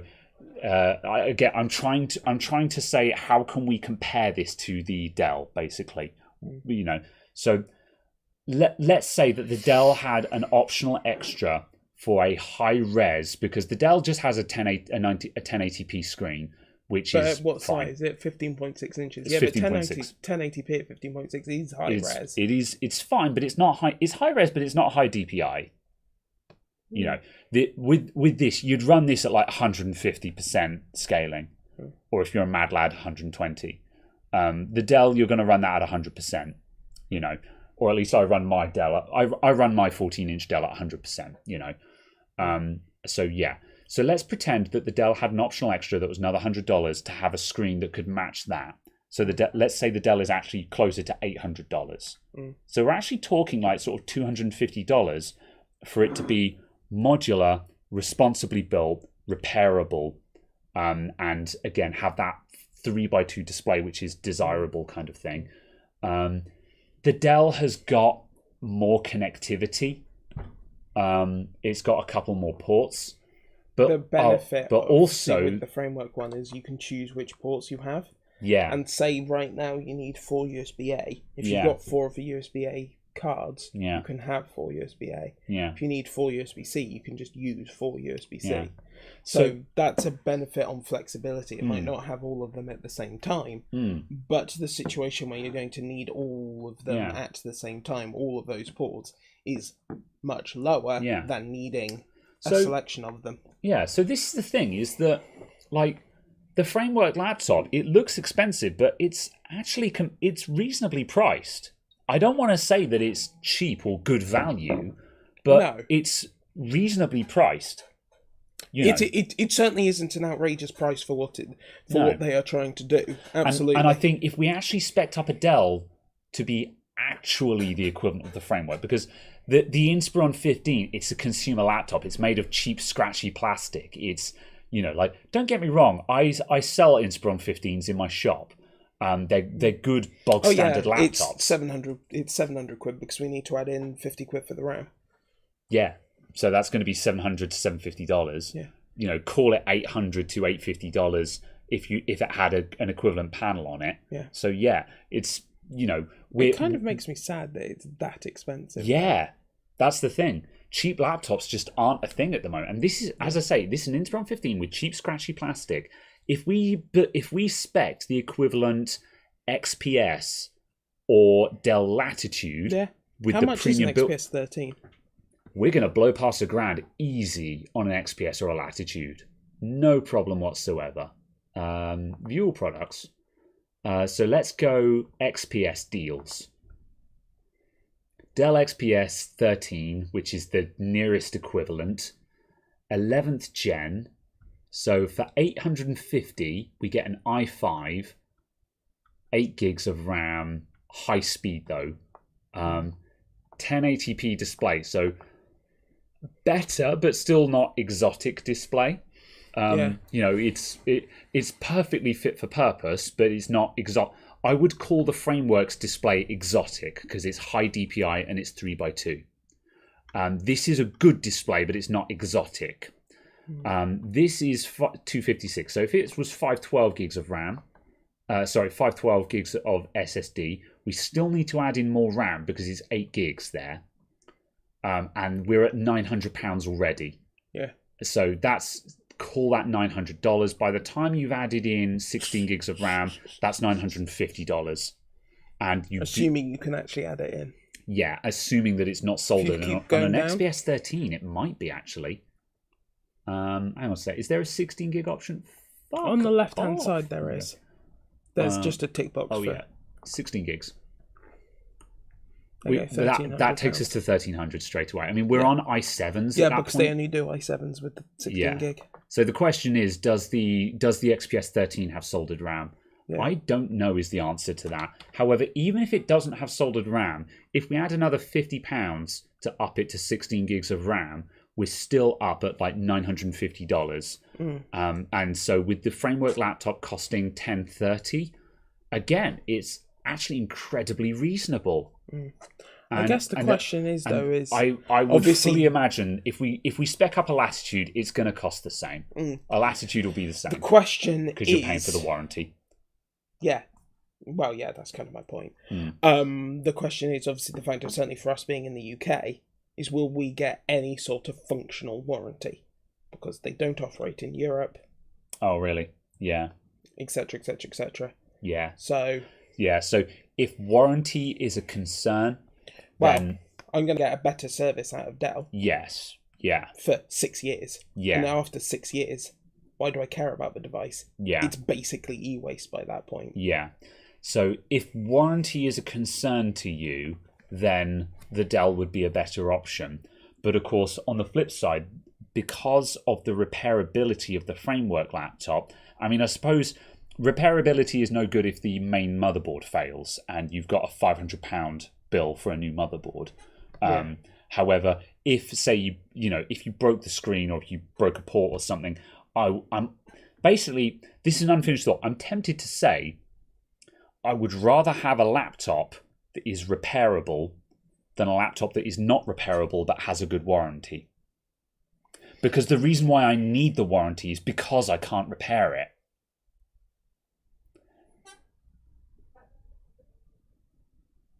No. The reason I need the warranty is because the manufacturer supplied something that is faulty. Yeah. It being repairable does not diminish the fact that the reason I'm repairing it is because the manufacturer supplied something faulty. Yeah. So in that case, I entirely agree. I was throwing that out there as a challenge kind of thing. The repairability of a device does not change the status of whether it came faulty. Yeah. Okay. Assuming the repairability is worthwhile when you damage your devices. So in which case, on some sort of regular basis. What we're doing is we're gambling that I'm more likely to break it than it is to fail. Yeah. That's the gamble that you're making. What's more likely to happen? The device fails because of a fault, or you have broken something on it. Yeah. So, and also it fails in a fashion that you are incapable of arguing to the manufacturers getting to repair.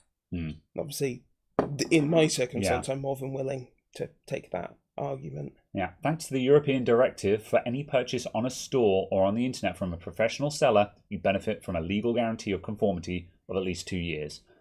So interesting, but I'd like to see a UK court attempt to apply terms to a US company. Yeah, because you've got to import it. Technically, they're not selling it in the US. They're not selling it to the UK. I am choosing to import it. I am choosing to import it.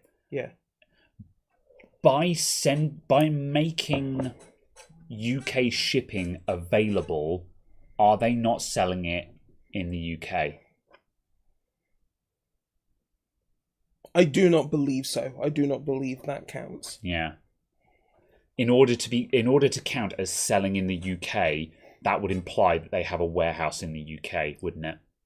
I don't think it has to be supplied in the UK. They have to have some sort of shop in the UK, some sort of setup here, and specifically advertise. Be a registered UK business per se. But not that specifically, but a case of advertising it as available in. Yeah, a UK presence. Yeah. Yeah, you have. I think you have to advertise yourself as being available here. Yeah. But I've no idea.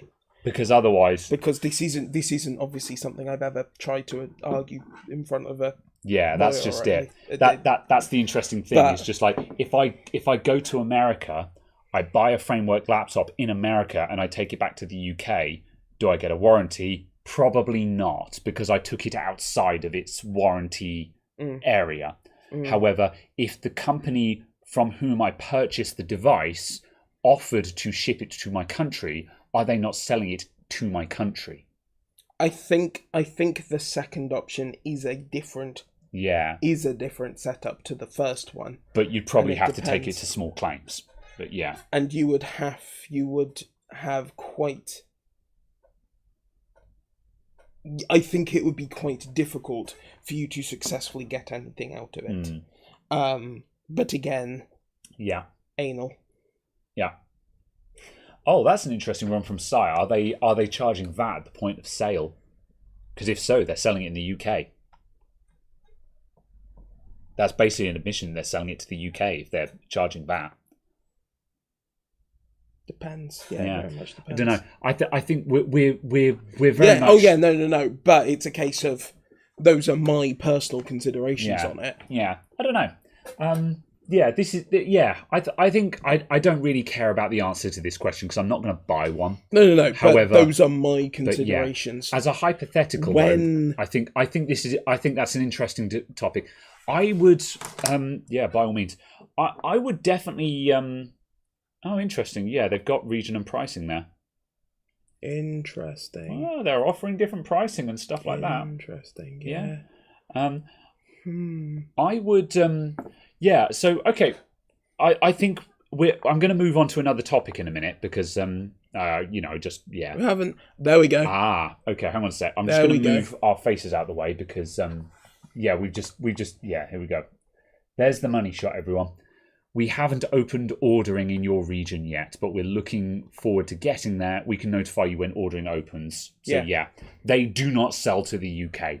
Yeah. If you have a framework laptop in the UK, you are not protected by any consumer rights, basically. Yeah, basically. Yeah. So interesting. That's not very well. So that's not to say that you shouldn't buy one or anything. However, if you buy one, your warranty is worthless. Yeah. Unless Framework are complete bros, which they might be. Given the kind of company that Framework is, it's entirely likely that they would turn around and be like, yeah, we'll warranty that. That's the point of what we're doing. They will probably charge you for shipping and stuff. Which and is I think that would be reasonable. Acceptable response. If they said, we'll honour the warranty, but you're paying shipping, I would say, you know what, that's fine. Yeah. It's not your problem that I moved to, that I bought it in, that I went to the UK with it. So yeah. Yeah. Yeah. Whereas, obviously, if I happen to then fly back to America, then start a warranty claim in America, then doing stuff like that... Yeah. Then... Yeah. Yeah. However, conclusion, because we're going to move on in a minute. I'm going to talk about the YouTube dislikes in a minute. So all things considered then, I really like the Framework laptop, and after looking at it, it's very reasonably priced. You can buy cheaper laptops, but, the thing is, if I were buying a new laptop tomorrow, I'd want it to have at least an i5, because I don't very often need a lot of horsepower from my laptop, but it's one of those things where when you need it, you need it. It's like the Apple rationale for removing all of the ports from their laptops were that no one uses them, except that one time when you're at a wedding and you want to plug the projector into your laptop, and then you really need HDMI. You hardly ever use them except when you need them. So I would buy an i5 because when I need it, I need it. And so if we're shopping for i5 laptops, I'm going to want 16 gigs of RAM because for my use, 8 gigabytes is not enough. 8 gigabytes is not enough in my current laptop. So I have 12 in there. So I would want 16 gigs of RAM. So we spec'd up a laptop with an i5, 16 gigs of RAM, and I don't need the exotic screen. However, by virtue of the fact that it comes with it and we can't remove that, that's just how much it is. But the Framework laptop is incredibly reasonably priced. It is competitively priced versus the equivalent Dell. That's it. That's the facts. And it's competitively priced, and you're getting the repairability and the ethical vegan friendliness of it. Come on, if I call it vegan friendly, everyone knows what I'm talking about, right? I'm sure their sources are ethical. I'm sure their factories are ethical. Whereas Dell probably are built in a sweatshop. We're not idiots here. We know that our Dell laptops are built by Chinese ladies being paid pennies on the hour, kind of thing. It's that's the world we live in. I'm not making a commentary on whether I believe that is right or not. I'm just saying that's what's happening, So I think the Framework is very reasonable. I would like one. If I had to buy a new laptop tomorrow, I wouldn't be tempted because I can't buy one yet. If they were selling in the UK, I would be very tempted.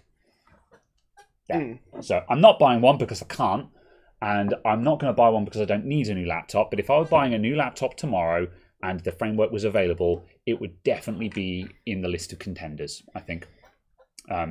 Assuming that I was buying new. The problem is I'd buy secondhand because my laptop isn't my daily driver. I'd buy a secondhand laptop with like 6th or 7th gen i5. I'd buy what I already have, which is a Dell Latitude i5, because they're like £300 or £400 on Amazon, and they're really good, and they've got M2 hard SSDs in them. That's the problem. I already own what I would buy. I like the Framework laptop though. That answers the question. Right. I'm going to quickly go through the chat, then we're going to go into the YouTube dislikes. So I'm not sponsored, but if Framework wants to sponsor me, if Framework wants to send me one of these laptops, I would sing its praises because I really like it. And they don't need to send me a laptop now because I've already sung its praises. But yeah, Framework are not watching this. But if they were watching this, or if anyone was talking to them, I would certainly tout a Framework laptop. But they need to make it available in the UK. Yeah. I do now and then see customers who are ethically focused, per se, and they want to buy a computer. Ethically focused, not ethnically focused. Yes, sorry. Ethically focused. Given where we are in the country, I'm not reading into that either. They are ethically focused, and I do get customers who would pay a premium to have a laptop that is ethically sourced, repairable, maintainable, and all the rest of it. I do encounter quite a few customers who are like, I've got an iPhone, not because I like Apple, but because you've either got an iPhone or you've got a Samsung, right? You can't win. And the only there's lots of folks who want who want the Fairphone equivalent in a laptop, and the equivalent is a Framework. So yeah. Beer out the bottle. Give these guys a proper glass. Bottle is fine. It's glass. If we were drinking from a can, I'd understand. Drinking from a can ain't classy, and I do that. Last week I was drinking out of a can, and I was like, "This ain't classy, but this is where I am." However, we're fine. Anyway, hipster laptops. Is that what happens when I'm not around? Yes. I mean, to be honest, it was Stowford. I wasn't drinking Thatcher's Gold. If you're drinking gold. If you're drinking Thatcher's Gold out of a can, then you've lost control of your life. So no. That's when you're drinking White Lightning out of a plastic bottle on a park bench. No, that's just when you're a hobo. I now need to distance myself from this conversation. Good afternoon. So the YouTube dislikes. Let's talk about YouTube dislikes. I know precisely nothing about this conversation. The new Asus that's made from recycled plastics. I was not aware of that. However, sounds kind of interesting. It's a good start. Yeah, sure. As long as it's good. Because the problem is, it's all very well making a phone. If you make a laptop that's farm fresh and it's made out of recycled plastic, that's great. But, does it bend if I twist it? This is the problem. Does it come with an Intel Celeron 4 gigs of RAM and a mechanical hard drive? Yeah. This is the problem. It's all very well making a product that's very ethical and very responsible. But if it's a bad product, it's doomed to fail. I'm not going to buy cider that comes in a paper bottle, because what's going to happen is it's going to leak out the bottle. So your argument with that is actually that glass is the more ethical solution there. Absolutely. I will buy it in a glass bottle. I am actually actively displeased that we've moved away from glass bottles towards plastic bottles. Because do you know what I can do with glass? Infinitely. Recycle it. Do you know what I can't do with plastic at the moment? Infinitely recycle it. Yeah. I assume that glass is just too expensive. Well, I'll rephrase that. I assume glass is more expensive than plastic. It is too expensive when the only value that you have as an entity is to make more money. Yeah. God, I hate capitalism. Right. I'm gonna give this example because there's going to be plenty of people who haven't heard it. Ages back, when Lewis Rossman was doing live stream coverage of the Right to Repair, he went to Nebraska, where they were doing Right to Repair in Nebraska, and he was recording the Senate, the hearing, the event. He was live streaming. He was live streaming the event where they were debating the Right to Repair in Nebraska. And there was a chap who was pro Right to Repair up on the stand, he was like a farmer or something like that, and he was making his case of, I need to be able to repair my tractor myself, etc., etc., because Right to Repair is not just computers, it's cars, it's tractors, it's washing machines, However, tractors and farming machinery ties into it very heavily because fuck John Deere, quite frankly. So He was pro right to repair. And the senator or the congressman, that's the word I was looking for. I don't know the American system. The congressman said to him, it was an old chap, he said he was playing, I'll paraphrase, he was playing devil's advocate, and he was basically saying, he was making the argument that right to repair would cost businesses money. And obviously in America, you know, big businesses and small businesses are seen as the same thing. It's not small business, it's not mum and pop businesses versus big business, it's just business. And he was making the argument that right to repair would cost businesses money, which is bad, right? You know, fine.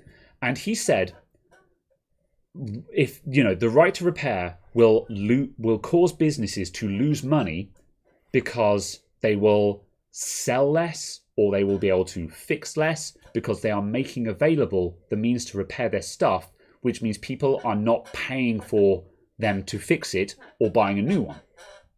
Okay. And he said, and I quote, "What is the purpose of a business if not to make money?" That was his exact words.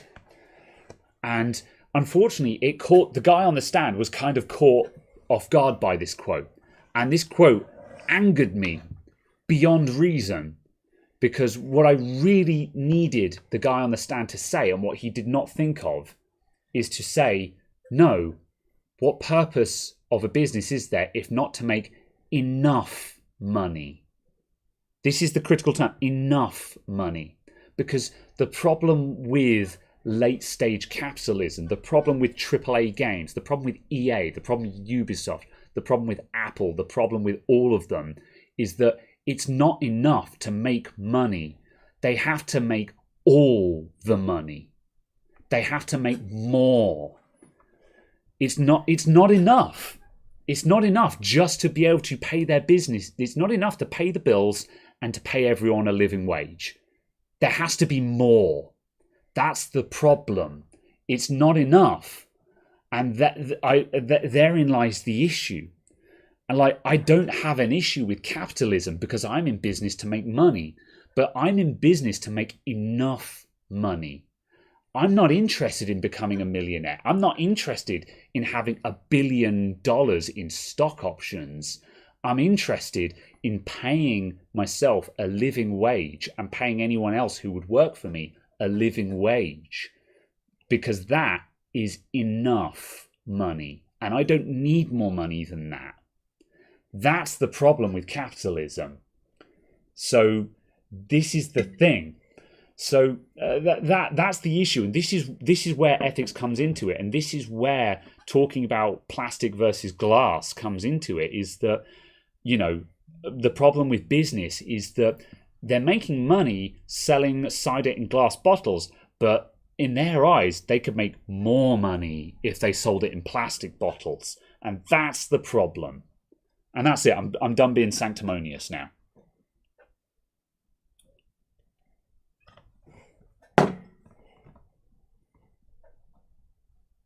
So the YouTube dislike thing. I'm not taking criticism. So are you okay? I know I've just done a proper rant, but are we still friends? I feel that for a lot of food products, it can be argued that the image of the product would be significantly harmed by moving away from the glass packaging for bottles of premium cider. It's true. If they moved to a plastic bottle, they would not be able to charge the price they presently charge. That's true. Even if the product inside was identical. If I saw a plastic bottle of cider on the shelf in Tesco, I would automatically assume that is trash cider. Yeah. They are bound by perception to continue using glass bottles for it. So yeah. So my rant was not entirely relevant, but a side note. It's something that I wanted to make public. Yeah, absolutely. No. So it's a case of to a degree, the solution to this problem is pinning a company's value on its image and pinning its image I see where you're going with this. on its ethical credentials, on its demonstrated intention to help humans. Yes, I see where you're going with this. You're making a counterpoint of how a company can move forward from that position. How we solve your problem using the tools that have been provided by their interest in making money. Yeah. Their interest in making money is based off of their interest in making money. The way they make money is by having good public image. You make their public image based off of recyclable containers, based off of fair and ethically sourced materials. Yeah. You make their image based off of those. Yeah. In the layperson, so they become interested in those things. As you said with the woman who came in 3 weeks ago, whose daughter had done the research project for that company. Yeah. The answers to those questionnaires. Yeah. That is how, at a level of a large number of people, we then move in that direction by demonstrating that interest across all sectors of society. But also a case of by not getting emotionally invested in it. Yeah. Because you can't be emotionally invested in it, because then your argument starts falling apart because you get angry. Because you start just shouting at people and calling them stupid for not understanding and not agreeing with you. Yeah. So you cannot get invested in it. Yeah. Yeah. That's that's a very good follow-up. That is to say, not a counterpoint, but a solution to the problem that I'm proposing. Because that's the problem, is that I'm proposing an issue here, but not a solution, and therein lies the solution. And likewise, to that, I would say in challenge, Dell, if you make a laptop like the framework laptop, where the schematics are available, the spare parts are available, it is responsibly produced, and it is, I'm not asking it to be cheaper, but it is reasonably priced. It's more expensive than your mass-produced stuff. If Dell makes a framework, then I would say, yeah, I'll buy that. Yeah. And I would buy it, I would consider it to be on an equal standing to the framework. I would not say, no, buy the framework because it's not the evil Dell Corporation. Yeah. If Dell made a window frame laptop, I would consider that to be on equal standing to the framework, because I wasn't sure where that was going. The point of it, that it is responsibly built, it is repairable, the schematics, etc., are available. All of the selling points of the framework laptop. If Dell did that, I would pay a premium for that as well. I think now there are limits to that. I would only pay, say, $100 or $200 for extra on a $1,000 laptop kind of thing. I'm not going to spend, like, the reason why I started looking up the framework laptop is that if the framework laptop had cost $1,500 for an i5, I'd have been like, no, it's too expensive. Yeah, absolutely. I'm not willing to pay that much for principles. Yeah, absolutely. My principles do have a monetary value. Anyone who says otherwise is lying or hasn't thought about it. Or already has a lot of money. Yeah. Or money is no object. Yeah. If money is no object, then... Just to quickly say what Chris has said about Coca-Cola using 90% recycled PETG in some of their bottles. That is not true. Coke's own figures say that the highest they've ever reached for recycled plastics in their bottles was about 9%, and that was in the early 90s. And at the moment, it's something like 2%, I think, according to their own numbers. That's unfortunate. Yeah. Yes. It annoys me when companies use some recycled plastic to win brownie points, especially when, like... Although, for the first time ever, recycled PETG is now more expensive than virgin PETG, which means that more people want to recycle, because the recycled material is now worth more than the virgin material. That's good. So companies will want to recycle plastic, because they can now actually start making a business model based on it. That's good, yeah, because that's the problem, is that I respect the fact that if it costs more to recycle something, then people won't do it. But there's also the consideration of recycling is not necessary. the problem is there's layers to it, because recycling is not useful if it uses more energy than making a new one from scratch. However, I'm nearly there. If we get to the point where we have clean energy, so energy is zero carbon, then the energy input would be irrelevant because it was zero carbon to use that additional energy in the first place. I would contend that, yes, if we're talking about raw electrical energy, certainly in the UK, certainly in vast swathes of Western Europe, it matters less. In Scandinavia, if you're using more electricity than it would take to use the virgin stuff, it matters less because the renewable percentage of the grid is high 80s, low 90s, averaged across a year.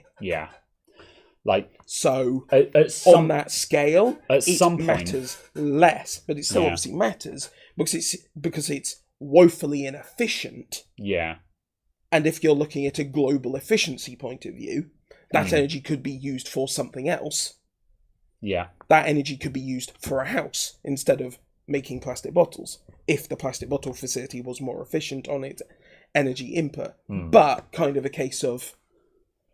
I live in hope that sometime in the not too distant future we will reach a point where we have unlimited energy is the wrong term, but we have enough energy that we can just say, yes, we can recycle whatever we want and damn the energy expense because we have lots of renewable energy.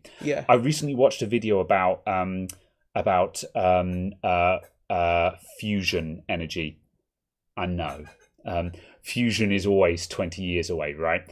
I watched a video that basically was making the argument that yes, fusion is the punching bag of all of the physics jokes because it's always 20 years away.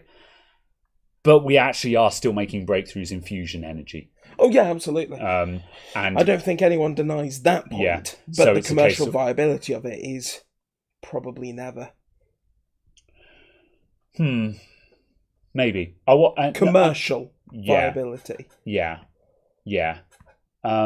Yes, agreed.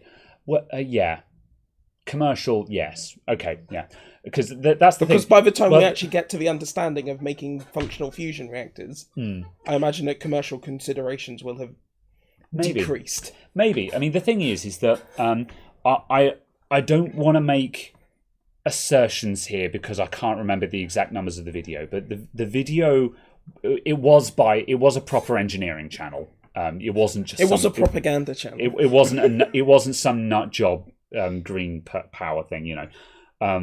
The person was sort of acknowledging the fact that fusion is always 20 years away. But and he said there's a number. Now I can't remember what the terminology and the exact numbers were, but he said there's a number that is used to represent the ratio of energy in to energy out, and so on. And obviously, if the number reaches 1, that means you have gotten as much energy out as you put in.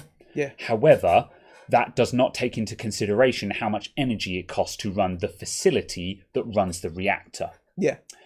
Which therein lies the problem.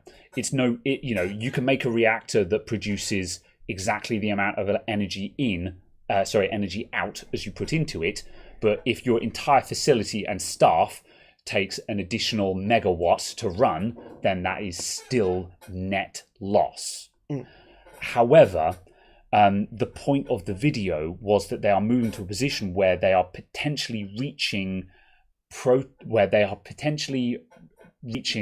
prototype designs that would have for example, 1.5, which is more out than in, and now you're on your way to producing more power than the facility is consuming.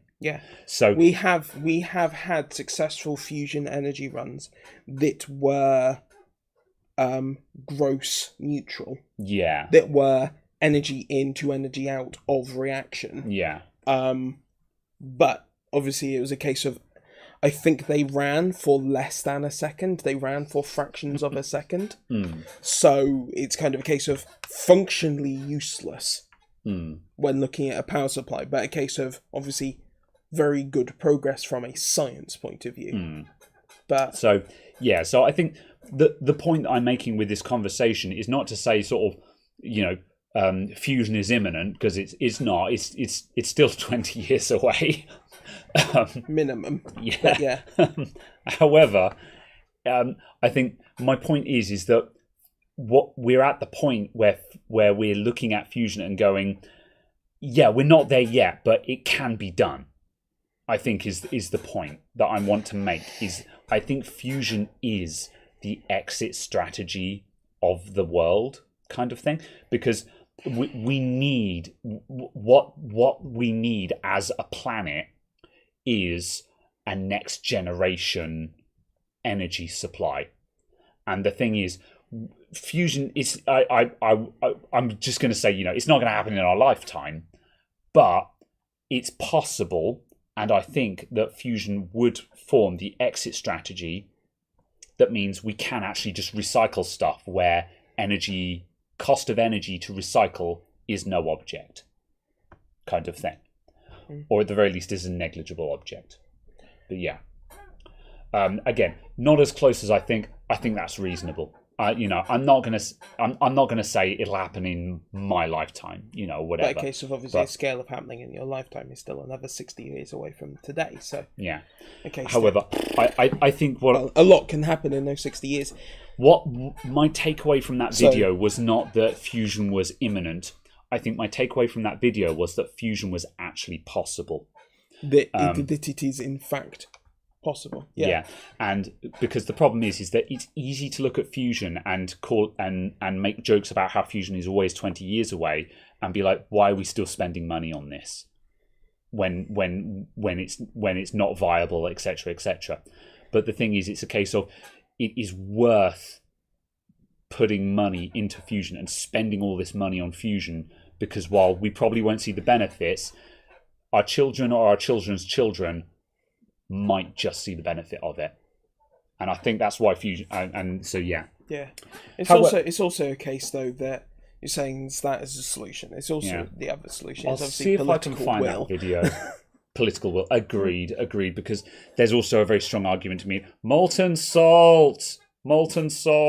So yeah. Are you familiar? Are you okay there? Molten salt nuclear reactors. Have you suddenly become infested with some parasite? Just like the beginning of Men in Black, but instead of requiring sugar, it requires salt. Molten salt nuclear reactors are a really good idea. However, no one has ever built one. To be honest, no one's ever built a commercial one. To be honest, as a layperson, I feel like molten anything involving my nuclear reactor is a terrible idea. Something elephant's foot, something Chernobyl. That's the point. Molten salt reactors literally cannot melt down. They're already molten. That's the point. They've already melted. They've already melted down. Yeah. It's Anyway. So yeah. Right. Someone asked about sharing the video. I'm gonna have a quick look in YouTube. Yeah, if I bring up, I'm going to... hold on a sec. I'm still screen sharing. That's a terrible idea right now. Display capture? What on earth am I... Where on earth is that coming from? It's coming from this PC. Oh, of course. Yeah, that one. Yeah, I switched off the display capture and got another desktop. And I was like, what? See? All right, let's go to the face cam. That's the wrong camera. Hello! Hi, everyone. That's the wrong camera. There we go. I've been drinking. Remember what I said, that I'm a lightweight?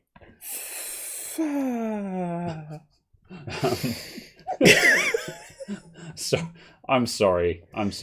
There's going to be someone in the comments that's just like, so unprofessional. I don't care. Come at me. Right. Let me check my YouTube history. Let's see.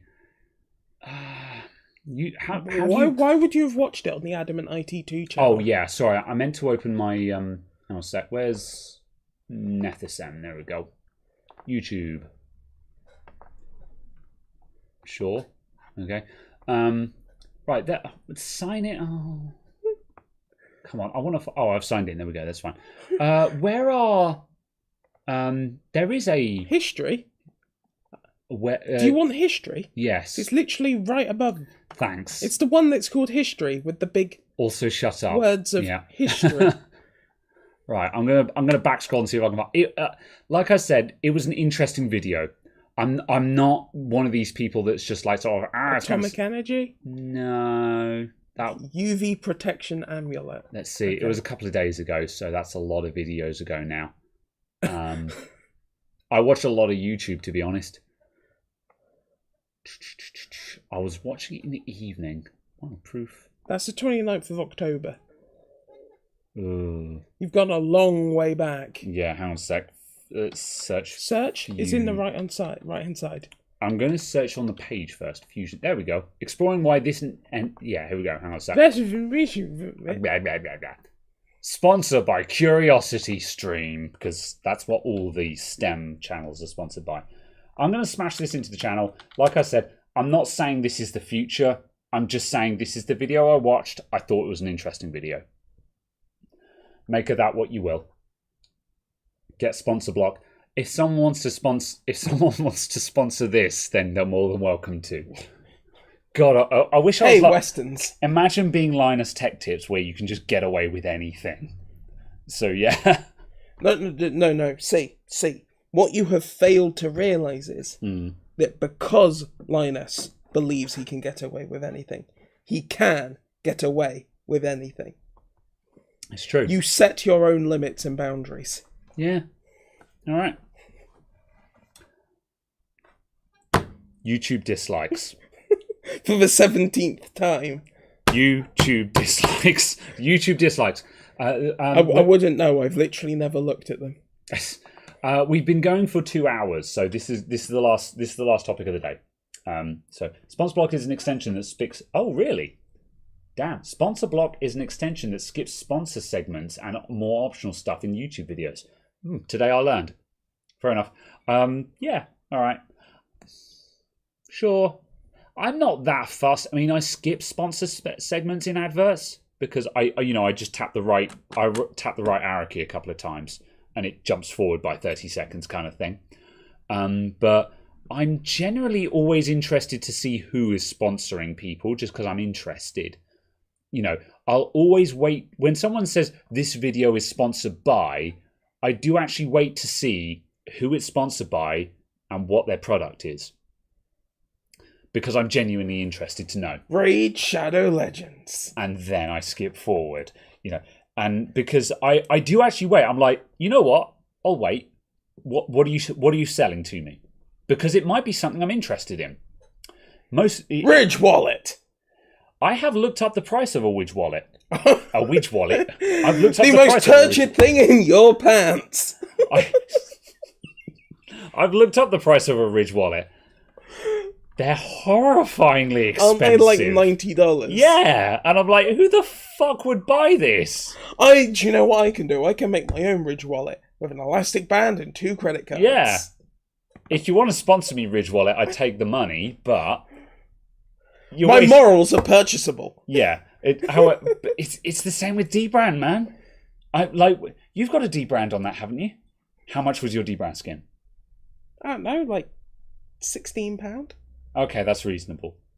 Like whenever I look up the D-Brand skin for like a MacBook Air or something like that, it's like £50, £60. Of course it is. They're selling it to someone who's an idiot who bought a MacBook.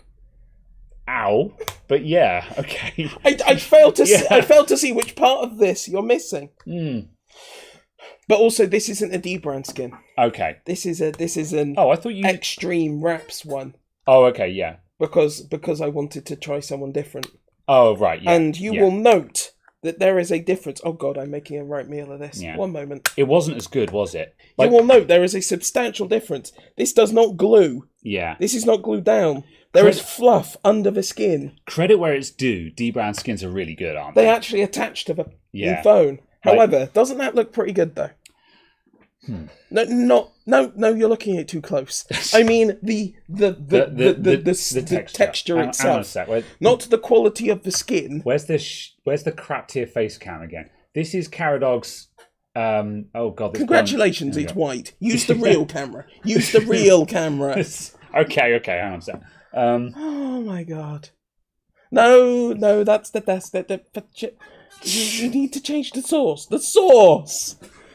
Mamma mia! You can take the keyboard. Hang on a sec. That's a spicy meatball. This is in focus. Oh, no, I need my. If I do that, is that in focus? Yes, it was in focus. All right. You all okay? They've seen it. That was not what I meant, but sure, you do you. Oh boy. Why are we talking about the skin of your phone? It's all right, but no, yeah. I didn't mean the fit and finish. I just meant I'd say. Okay, yeah. I meant like, isn't this texture. quite nice? The colour, the texture. It's okay. Honestly, I prefer the bare phone. I don't like the bare phone because it looks like. Honestly, on that one, it looks like someone went, let's make a black phone, but with water. It's basically just a grey. Yeah. I'll level with you. I like bare phones. The only reason why I have a silicon wrap on my phone is just because I want to be able to do that with it and not care. Indeed. Whereas if I did that with it while it didn't have a silicon case on it, I'd be like, oh, you know. But then I don't know if they can actually take that. I think they probably can, but yeah. I mean, yeah, that's all right. It's a stone. What's it called? Stone. Or concrete. Concrete. God, yeah, I got a concrete finish on my phone. That's kind of what it is, though, isn't it? It's all right though. Yeah, it's all right. It gives a. Oh blimey! I've somehow managed to get onto pay. I could rinse your card right now. How? Oh, I can get my Zettel. Now you could. Yeah. Yes. Anyway, yeah, it's all right. Yeah, I'm not into skins myself, but yeah, it's reasonable. I like it compared to the stock colour because I just find the stock colour. Yeah. I'm in full squirrel mode. I kind of am. I'm sorry, by the way. Legitimately, I'm sorry, but yeah, this is vintage. This for reference. This is eight. This is eight. What? What are you laughing at? What did I say that was out? This is Henry Weston's vintage. It is an 8.2% hard cider. Or what have you seen? Night Fusion.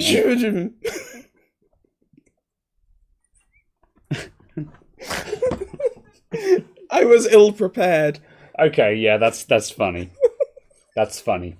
Chris S has scored funny points with Caradog and Graham. Again. Yeah. Look, we need to talk about the YouTube thumbs down thing. I don't know why, because everyone's talked about this, and there's not a doubt in my mind that whatever I say, someone else has already said it. Can I say this as someone who is third party to all of this? Okay. I've never looked. I've never paid any attention to how many likes or dislikes a video has. Same. Never paid any attention to it whatsoever. Same. I literally only watch videos that are from channels I subscribe to. Same. My sole involvement with YouTube is a channel's video page. Yeah. Literally the list of their videos, and I go, watch video. Yeah. Close tab. Watch video. Close tab.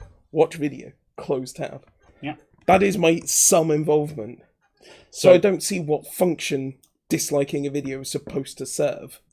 To give my equivalent, I watch videos that I'm subscribed to. I only ever look at my subscriptions page. I don't use the YouTube homepage. Change your bookmarks. Don't use the homepage. Don't let the algorithm rule you. However, I charged you £100 and you didn't even know it. What even was that? Me receiving money. I have more money now. All right. Oh, I'm about to get another one as well then. Is someone tipping you but not me? They're like, yes, screw Adam. Caradog is the one who deserves tips. Anyway. Anyway, the dislikes. YouTube dislikes. Okay. I use the YouTube subscriptions page. Sorry, Okay. I can see the comments now of people going, "Oh, he's drunk, so unprofessional." So I use the YouTube subscriptions page Don't use the homepage because the algorithm sucks. And however, when I finish watching a video, I check the recommended videos on the right-hand side and on just the grid after the video to see if there's anything relating to this video that I think is relevant to my interests. That's how I discover new channels and new content. So the recommended videos is important for discovery, because I can't, with a straight face, tell people not to use the homepage if I'm not suggesting the use of another form of discovery. Because if you only ever look at whom you're subscribed to, how do you discover new content and how do other channels get discovered? So I look at recommended videos. However, the only time I ever care about the like-dislike ratio is when I look at a video and I go, I don't like this, and I look at the dislike ratio to confirm my bias. If I look at a video and I'm like, I don't like this video, I look at the dislike video ratio to see if other people agree with me. So what you're saying is you're not confident in your own opinions. Rude. I just want other people to validate me. So, hence why I have a YouTube channel and an audience. Ow. Ow. Ow. However, yeah, I entirely agree. I don't care about YouTube removing the dislike button. I think it's a bad idea. I think it's silly that they're removed. Their reason. Hang on a second. Is the actual button going, or is simply seeing the result of it? Seeing the result of it, because yeah, you can dislike a video, and the content creator can see the dislikes, but the public can't see the dislikes, and this is where it gets really heckin' stupid. Because the reasoning for them doing this is that small creators or some creators get dislike bombed, where people will dislike the video to troll them and things like that. And there are creators that can become very discouraged because a load of trolls or just someone pays for dislike bombs and dislike bombs their video, and they see the dislike ratio. Yeah, absolutely. Absolutely. You can pay to dislike bomb someone's video. There are enough people willing to pay money for that it's a service that is offered. Absolutely. Oh my Lord. Absolutely. And I can tell you examples, and I will do so just for the interest of the audience. Take, for example, Dave Jones over at EEV blog. He experienced this firsthand. A while back, he did a lot of debunking and proof and videos based around a product called the what was it called? It was the batterizer, and what it was, yeah. Now, it was called the batterizer, and anything you put in the box, it turns to batter. No. What it was a small device. It's a sleeve that you would fit over, for example, a AA battery, and it has a tiny boost converter on the end of it. So when the battery drops in voltage, it boosts the voltage up to 1.5 volts. So it keeps, and the idea is that obviously a battery has a performance curve, and as you use the battery, the voltage droops down, right? So as it goes, the voltage droops down. Now the theory is that once the voltage dips, let's say you've got a 1.5 volt AA battery. The theory is that once it dips below 1 volt, it is no longer useful because it does not provide enough voltage to power the product. Yes. Okay. So if you put a DC boost converter on the end of it that keeps boosting the voltage up on a regulator, it can squeeze every last bit of energy out of the battery once it's gone under 1 volt, right? So it gets more energy out of the battery. Right? Now, the problem with this is, yeah, theoretically that works. However, the problem is that once the cell has dipped below 1 volt, it's basically empty anyway. There's like if you have, let's say your battery stores 1,000 milliamp hours, once you go under 1 volt, you've got like 100 or 200 left. It's basically empty. So the first problem with the product was that there's actually no useful energy down in that section of the cell anyway. If there was a little thing that was like from 1.2 to 1.5, so you can use the like NiMi rechargeables in those really fangy devices. They're like, no, must be 1.5. Yeah, sure. Suddenly Maybe. I'd be like, you know what? Sure. Yeah, for the 10 people that use NiMi rechargeables, yeah. How dare you? I'm ethically sourced. Yeah. So the theory of the product was fine, but the practice of the product was just no. The product is not useful. Now, Dave Jones at EEV Blog, he made a series of videos that theorized that the product would not be useful, and he proved it through the numbers and the calculation. Then when the product was released, he bought one, and he proved that it was not useful.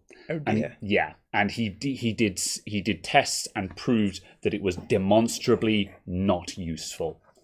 So, I mean, the product did exactly what it said it would do. It boosted the voltage up. However, in tests, again, there was no useful energy left in the battery. So it was not useful. And the company that makes the batterizer, I can't remember the name of the company, the videos that he was making had a abnormally high dislike ratio. And when he looked into his YouTube analytics, because when you run a YouTube channel, you have access to Google Analytics, and there's a lot of data in there. We know when someone's fiddling with our numbers, and he could see that there was an unreasonable number of dislikes on this video that were all coming from, how shall I put it, third world countries where people would get paid to sit and click the dislike button for money. And it was demonstrable that the company that was making the batterizer, or someone who was standing for them, who knows, was I'm going to put that out of reach. You have been debottled. Yes. It was demonstrably evident that he was being dislike bombed, and you can pay for that. So yeah, that's a thing. So moving back on topic with the YouTube dislikes, yeah, you can pay money to dislike bomb a video, or you can just get all of your mates to dislike bomb a video. Whatever. All 4 of them that they have. The point was that people's videos get dislike bombed, and it makes them feel bad. Now and then, I've put out videos that have got a not a large amount of dislikes, but the dislike ratio has been higher than usual. And usually when I look at videos that have got a higher than usual dislike ratio, I can look at that video and be like, yeah, that wasn't my best work. Or I missed certain factors, or this wasn't representative. Or, there's a really good point, and I don't enjoy talking about this video, but I'll talk about it because transparency. A while back, like a year or two ago, I put out a video that was basically my first attempt at doing an SSD fit to an iMac that has a glued on screen. And I used double-sided tape to put the screen back on instead of using the proper official iMac tape measures. And it wasn't the best way to do it, basically. However, the thing is you guys know my videos are discovery format. I don't look up how to do a job first. I figure it out as I go. That's why people like my videos, is because I'm figuring it out as I go. But unfortunately, sometimes that means I make a video that's not necessarily the best way to do it. That's just how it works. And the iMac video was one of those. I've actually privated that video because it's one of the it joins one of the select few videos that I've ever privated, because I'm like, this is not representative of work that I wish to display to the public. There are some videos where I'm like, oh, absolutely, I've got early videos where my soldering was atrocious, but those videos stand as evidence of how much I've grown, learned, and improved. No one looks at a video that I made 5 years ago and expects me to be as good as I am today. Whatever. I'm not looking at the chat. However, there are some videos where I'm just like, no, this video should be privated. And the iMac video was one of them. And the dislike ratio on that was higher because it was not a great video. I was saying this is how I have fixed this iMac when there is objectively a better way to do it that I should have done. And likewise, at some point in the future, I need to do another iMac SSD video where I demonstrate this and I say, I did a video way back when, that's been privated. Here's how to do it properly. You know, using the special supplies. Yes, that's right. So supplies. Yeah. So that's the thing. The dislike ratio is there, and it is important because it is a way of the audience telling the creator that this video is not as good as it could be. Perhaps it's not a good video. And arguably, when you look at a lot of the arguments I've seen have been that when you're looking at tutorials and stuff like that, which arguably my repair videos are tutorial videos, you could argue. If you look up a tutorial video, let's say I Google how to fix iMac, and I click on a video, and that video has got a 90% dislike ratio, that tells me that this video is probably not to be trusted. So that's the value of it. It serves two purposes. A, it warns people that it's probably not a good video that you probably shouldn't trust. And B, it tells the creator that your audience didn't really like that. So the dislike button... Nobody liked that. Yeah, exactly. The dislike button serves two purposes to that extent. So what does removing it achieve? Firstly, the dislike button has not been removed and the creator still sees the dislike ratio. So firstly, the creators who are getting bullied by getting dislike bombed, they still see those dislikes. So you haven't actually fixed the problem that you said you were fixing. You know, the creators that are getting bullied by dislike bombing still see the dislikes. So you haven't solved that problem. And the only thing you've done is made it so that dislike ratio isn't public. But if a creator doesn't want people to see dislikes, then you turn off ratings. When I upload a video, I have an option to switch off comments and to switch off ratings. And if I don't want people to dislike bomb me, I turn off ratings.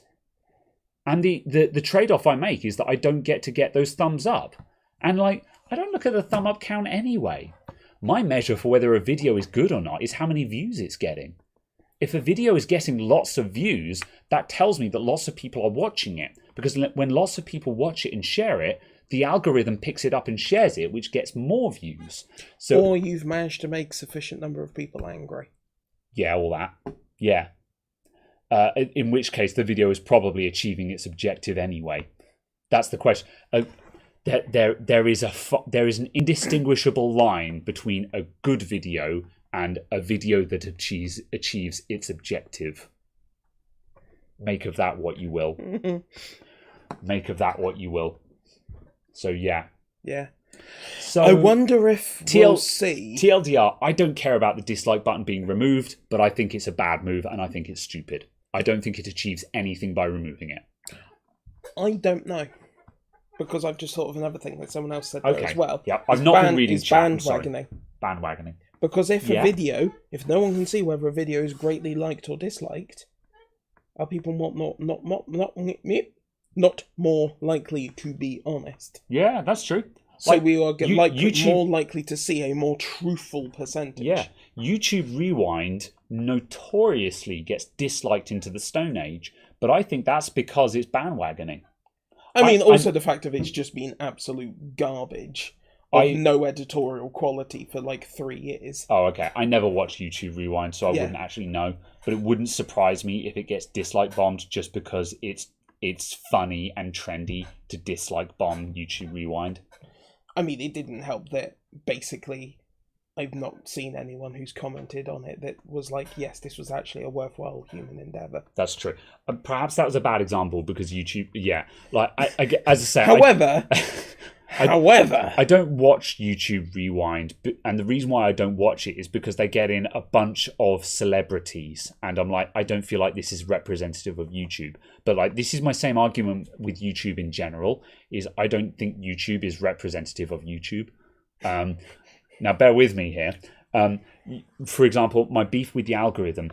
the 2021 algorithm is notoriously punishing creative YouTubers who are the maker space. There are lots of repair channels, engineering channels, create channels that are suffering massively under the 2021 algorithm. My channel took a massive hit by the 21 algorithm.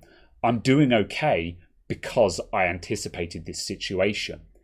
I'm surviving because I took preventative measures in case this happened, and it did happen. However, and the thing is, the YouTube algorithm favors clickbait and garbage at the moment. And I'm like, YouTube... But does it, though? Well, okay. Because I'll finish my argument, and then you can tell me yours. Because my theory is that YouTube can, with the algorithm, YouTube can dictate what is popular. But the problem is YouTube says clickbait is popular, so we'll promote that. And I'm like, no, if you promoted creator channels, they would be popular because you're promoting them. So YouTube has the ability to dictate what is popular, but yet they keep just popularizing clickbait trash, which is why the creator space is suffering under the new algorithm. With that in mind, make your argument. If people disagreed with what the algorithm was doing, it would not be successful, and therefore it would have been changed. See, I disagree because the problem is that people look at the YouTube homepage. They click on what YouTube shows them. Right, and if that wasn't what they wanted to watch, they would not watch it. I feel people cannot be belittled to such a stage as to stating that they will watch content that they dislike. You cannot make that statement. I think I can, and I think they do. Like, I'm willing to agree to disagree. I'm not going to make an argument over this kind of thing. However, I think people will watch what you tell them to watch. And I think Facebook is a standing example of this, because Facebook's algorithm is literally designed to show content that makes people angry, and people drink it up. Right. Now, I agree. Now, I'm strawmanning there because I'm bringing Facebook into this, which is not fair.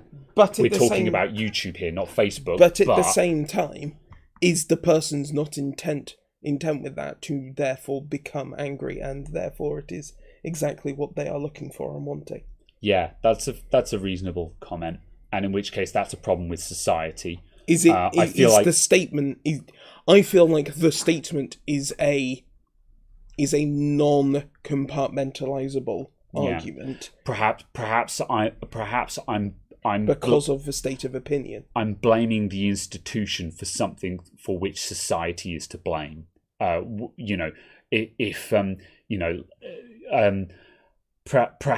I'm blaming YouTube for a problem that the audience has created.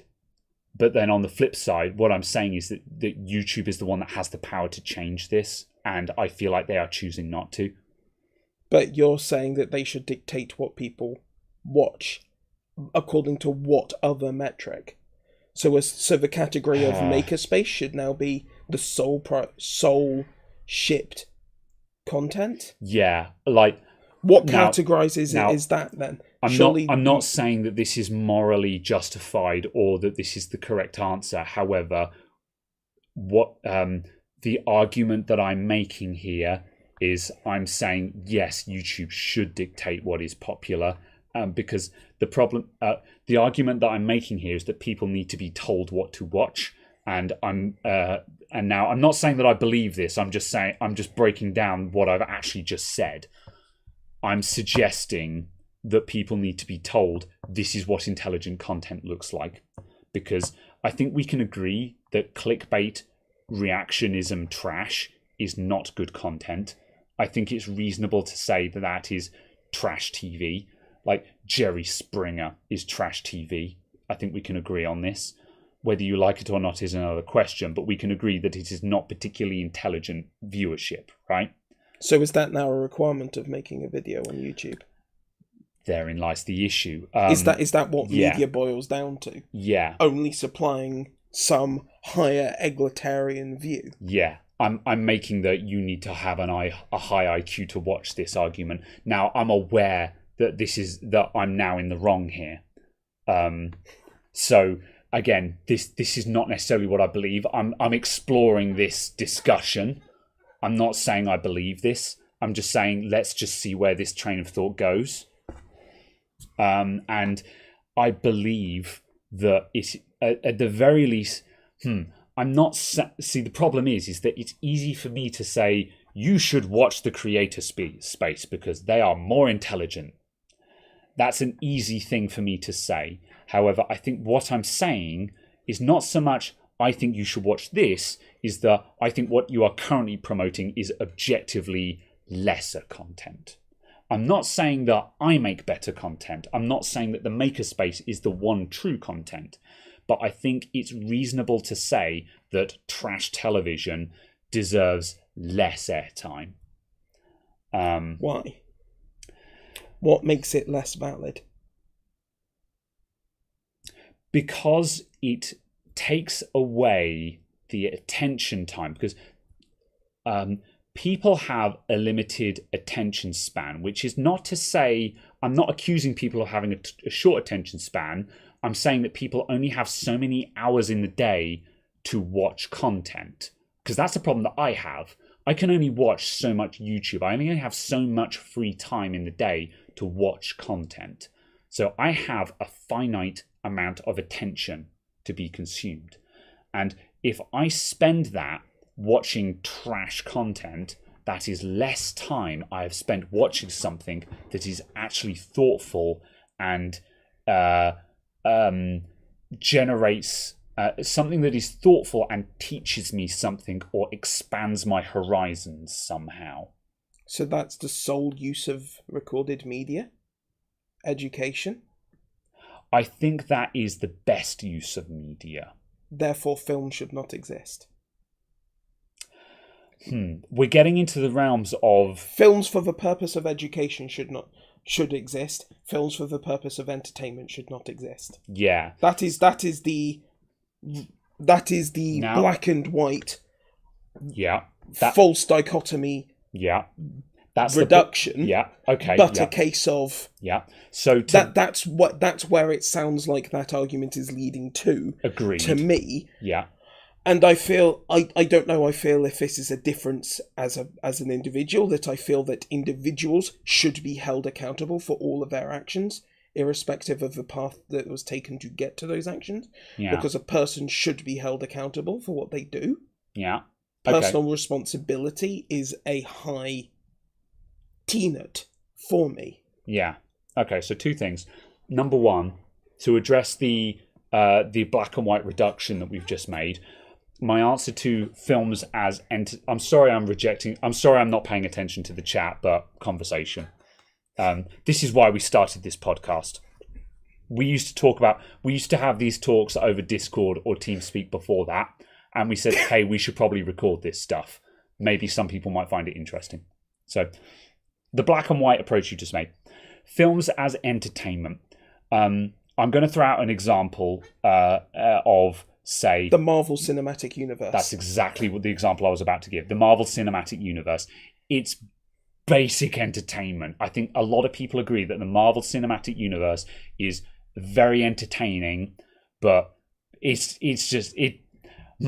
saying that they're shovel movies and they're just shoveling them out, it seems unfair. They're very good films. I feel to put them in a topic that we both have a vested interest in. It's similar to the reason for the existence of the Star Trek films. Sure, yeah. They were created because Paramount saw the money that Star Wars was making, so they made films. Sure, yeah, okay. So because that is in a wheelhouse that we both personally enjoy, yeah, I feel like we're less likely to disparage the medium. Yeah. Because we both like it. Yeah, so Marvel Cinematic Universe or the Star Trek films that were made as entertainment. These are not educational films, they're entertainment. Now, I think they have value because I think you can watch a Marvel film and you can feel enriched. it evokes emotion. It doesn't matter if that emotion was manufactured. The androids at Disney and Marvel have made these films specifically to evoke emotional response in the audience, to get them invested in them. In the same way that music and bands can be manufactured, and you can manufacture a song to be catchy but incredibly simple. Isn't it like pretty much 90% of the Beatles songs are like 3 chords or something like that?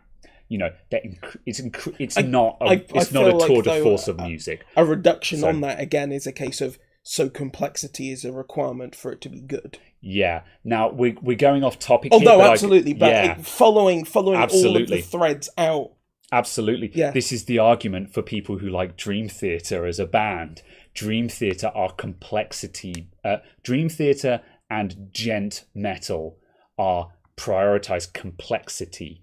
It's about how annoyingly exotic can you make your timing, and how annoyingly complex can you make your guitar solos to show technical proficiency of the instrument. Is that the measure of how good the music is? So going back to the film example, Marvel films, they're designed to evoke an emotion, but you can watch a Marvel film and you can feel emotionally enriched by the experience. This gives the film value, I believe. Now, if I say, okay, so what do I think doesn't give value? Well, let's say you've got... Now, the problem is I can't give examples because I don't watch the content that I'm disparaging, which in a way is a problem in itself.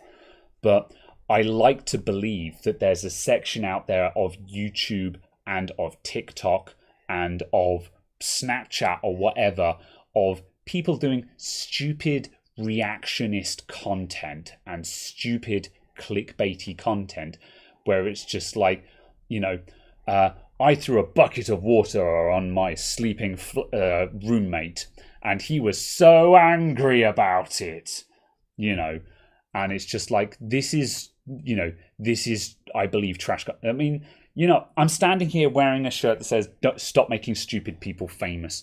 I'm talking about people I'm talking about influencers who have an enormous audience and say, I like this diet pill because it makes my body really special, kind of thing. And this diet pill is garbage and should not be part of your diet in the slightest. Any medical doctor would agree with this. This is the kind of... I like that we have to define medical doctor. Am I wrong? So you're saying that a PhD in literature is less valid? Shut up. So I'll have you know, my level 4 MVQ in bollocks. I forgot the title of the actual course. The hairdressing. I've forgotten the actual title of the course. But yes. The trash content that I'm referring to is stupid influencers who they're not masters of anything, man. The only thing they're masters of is a hustle. They're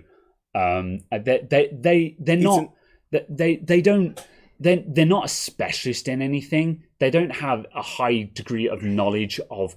They don't have a high degree of knowledge of something. Like, if you can have a high degree of the fine arts. You can look at a painting and be like, oh, this is inspired by XYZ. It was probably made in this era, or I can tell it's modern from the way it's been, what material it's been painted on, the medium. This was probably painted in the 21st century, but it was inspired by something from the 1800s. Art, however subjective it is, you can have a high degree of knowledge about it, and I mean, I don't care for military hardware. I don't care for military nerds. When people talk about tanks and guns, I don't care. But I can respect that there is a degree of knowledge to that. And there's a degree of engineering that went into those things. And that itself is knowledge. I guess what I'm saying is that when people are talking about purely, drama and gossip and stuff like that, this is content that has no value. It does not serve to enrich anyone in any meaningful way. My counterpoint to that is still a case of Yeah. You're failing to demonstrate why that is a problem. Okay. I'm not saying that I'm not saying that no one is allowed to make that content. I'm not saying that content is not allowed to exist.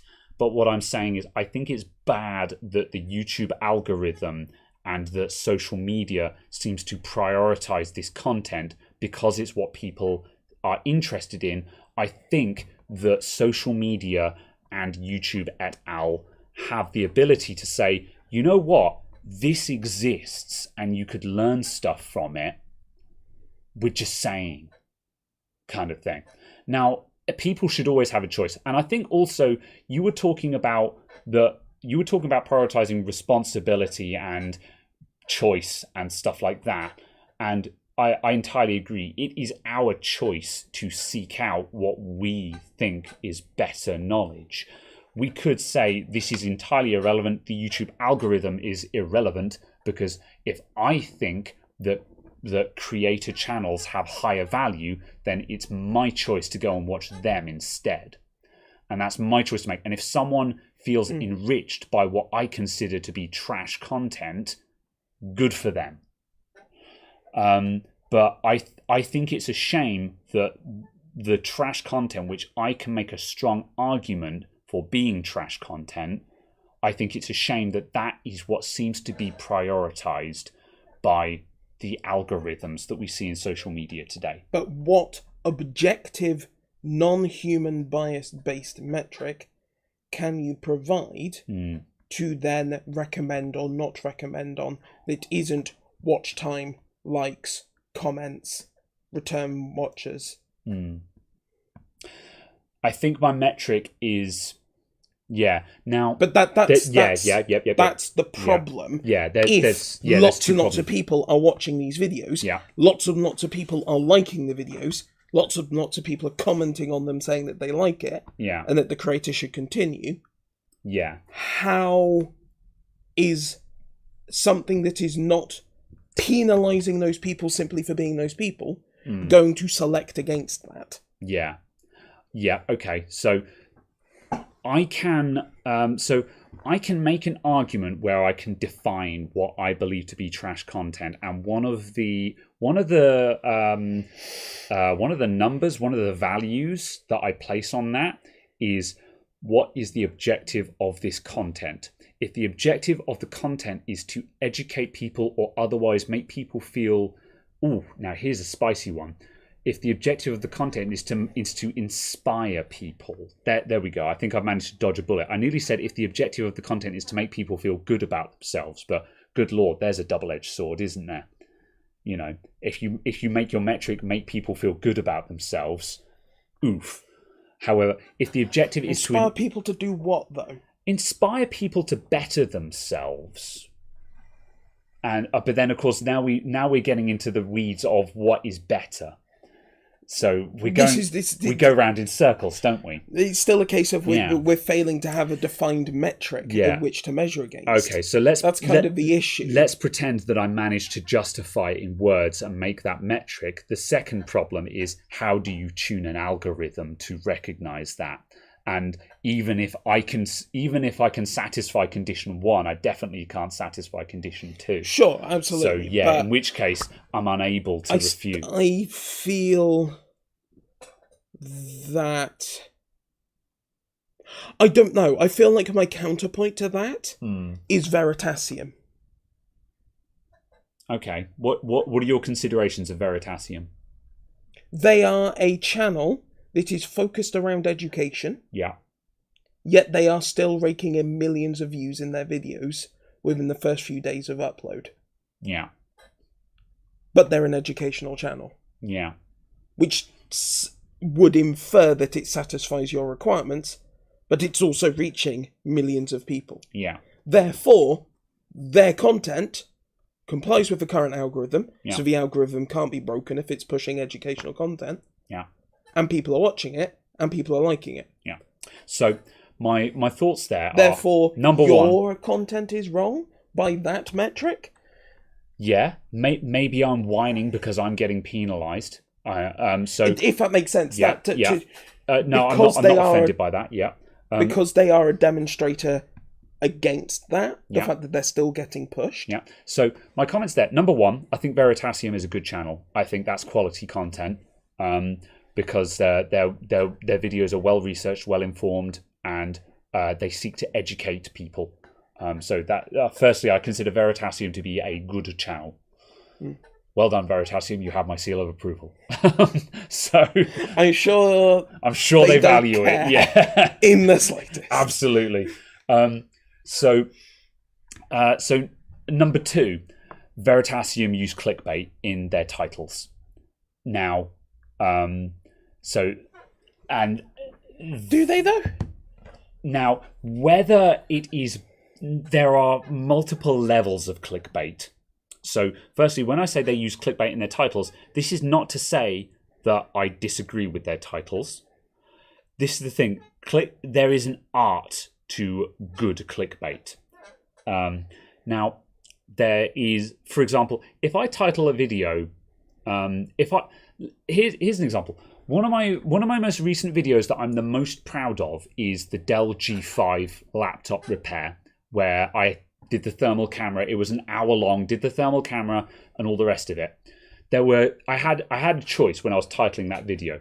The first choice was Dell G5 no power. I described the fault of the laptop, and I could have put Dell G5 laptop repair does not turn on or something like that. I chose to title that video How to Fix a Gaming Laptop because that was a clickbaity title that would gather much more attention than Dell G5 no power kind of thing.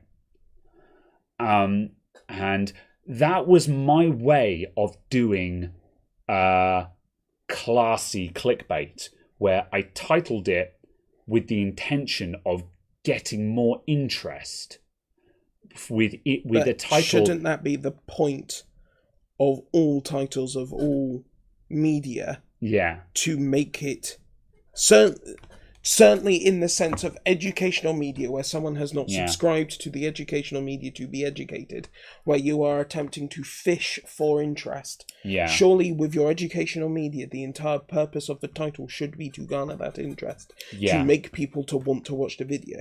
Yeah. Therefore, if you do not do that, you are actually doing the person's a disservice by limiting its reach. Because also, by the argument of reducto absurdum, what is it? Reducto ad absurdum. There we go. We could say, well, in that case, your painting of the Fields of Elysium should be called Green Fields Oil Canvas. If we're saying you're not allowed to clickbait your titles, then that basically means that the Marvel film Endgame should have been called Everyone Dies. Or 50% of the population dies, including the main characters. No, the first one should Spoilers, by the way. The first one should have been called Prologue 2. Yeah. The second one should have been called Now They Actually Die. Yeah. So that's the thing. So yeah, okay, fair enough. But my specific example is because this is what the videos are called. Yeah, okay. So we're going through the videos here. So we've got how imaginary numbers were invented. Sure, fair enough. I rented a helicopter to settle a physics debate. So, okay, so now, so this is the point where it's been, the title has been phrased to ask a question while providing insufficient information. So the viewer will look at that and be like, why the hell would you do that? Now I have to click the video to find out because I don't actually know what this video is about. That's when I define it as clickbait. The answer that there is, I don't know what this video is about. All I know is that he's rented a helicopter. Mm-hmm. But then on the other hand, I'm being unfair because I could say, well, no, he has provided information. He said that this video is about a physics debate. He's presenting a controversial topic. So now the problem is, if he actually said what the controversial topic was, let's say the controversial topic was to settle the argument of insert controversial equation here, I got no idea what that equation is anyway. It wouldn't actually mean anything to me if he did put the equation in the title. Yeah.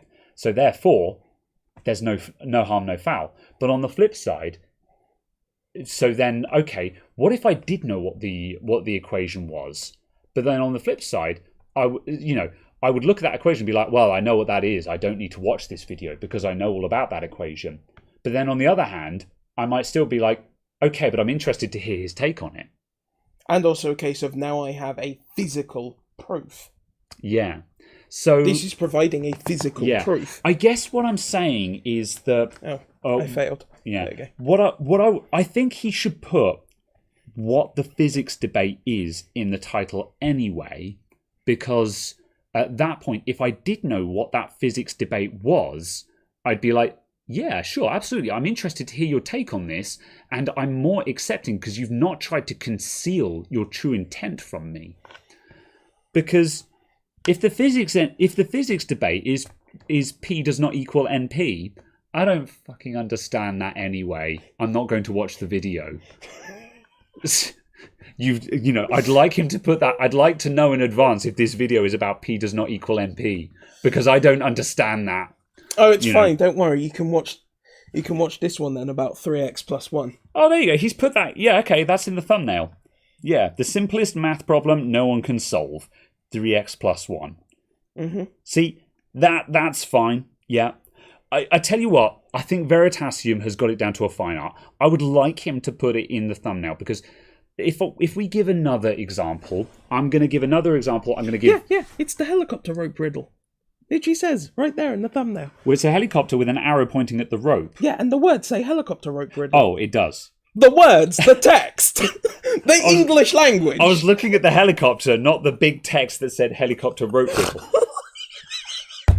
And on that note, we're going home. I'm cell-phoning here. On that note, we're going home. Good night. You know what? Before we finish up, because we are about to hit 3 hours, it is time to wrap up. The last thing I'll say, I'll give a different... Veritasium is doing it right. You know what? Yeah, absolutely. Veritasium is doing it right. And also, I think there is a fabulous video that he's done called Clickbait is Unreasonably Effective. Yeah. And he actually goes through and explains so much of the stuff with printouts of his own YouTube analytics. Yeah. You know what? Fair play. Veritasium is doing it right. Yeah, and I feel like... they are giving a lot of things for you to learn from. Yeah. With this. I'm going to try a different example here, because I think it's going to not... I think... See, it's not that I want to be proven right here, because there are some channels that are doing it right and some channels that are doing it wrong. I'm sure there's a channel out there that is horrendously clickbait. Case in point, like, there was one channel I watched where it was like skateboard stunts, and the thumbnail was a skateboarder on a massive heckin' ramp, and I'm like, oh man, I want to see that. The video wasn't the thumbnail, the picture from the thumbnail, it wasn't even in the video. There was no skateboard. Could you unlock it again, please? There was no skateboarder on a massive heckin' ramp. I thought you were going to say there was no skateboard. No. Skateboard was a lie. The point is, I got heckin' robbed. So, however, I'm going to type in Jay's 2 cents, because Jay does... I've actually stopped. I stopped watching him about 1.5 years ago. Why? Because I went... You're just not interested in his content? Or... Because I went... Your content is here. I'm looking for here. Okay, so I want intellectual level? way more technical. Yeah, okay. I want way more technical content than you are aiming to make. Yeah, okay. Therefore, I'm not your intended intended audience. The important thing there is you didn't watch him because you thought his content was bad. You stopped watching him because his content was not relevant to you. Yeah. Yeah, okay, that's fair. Okay. So I'm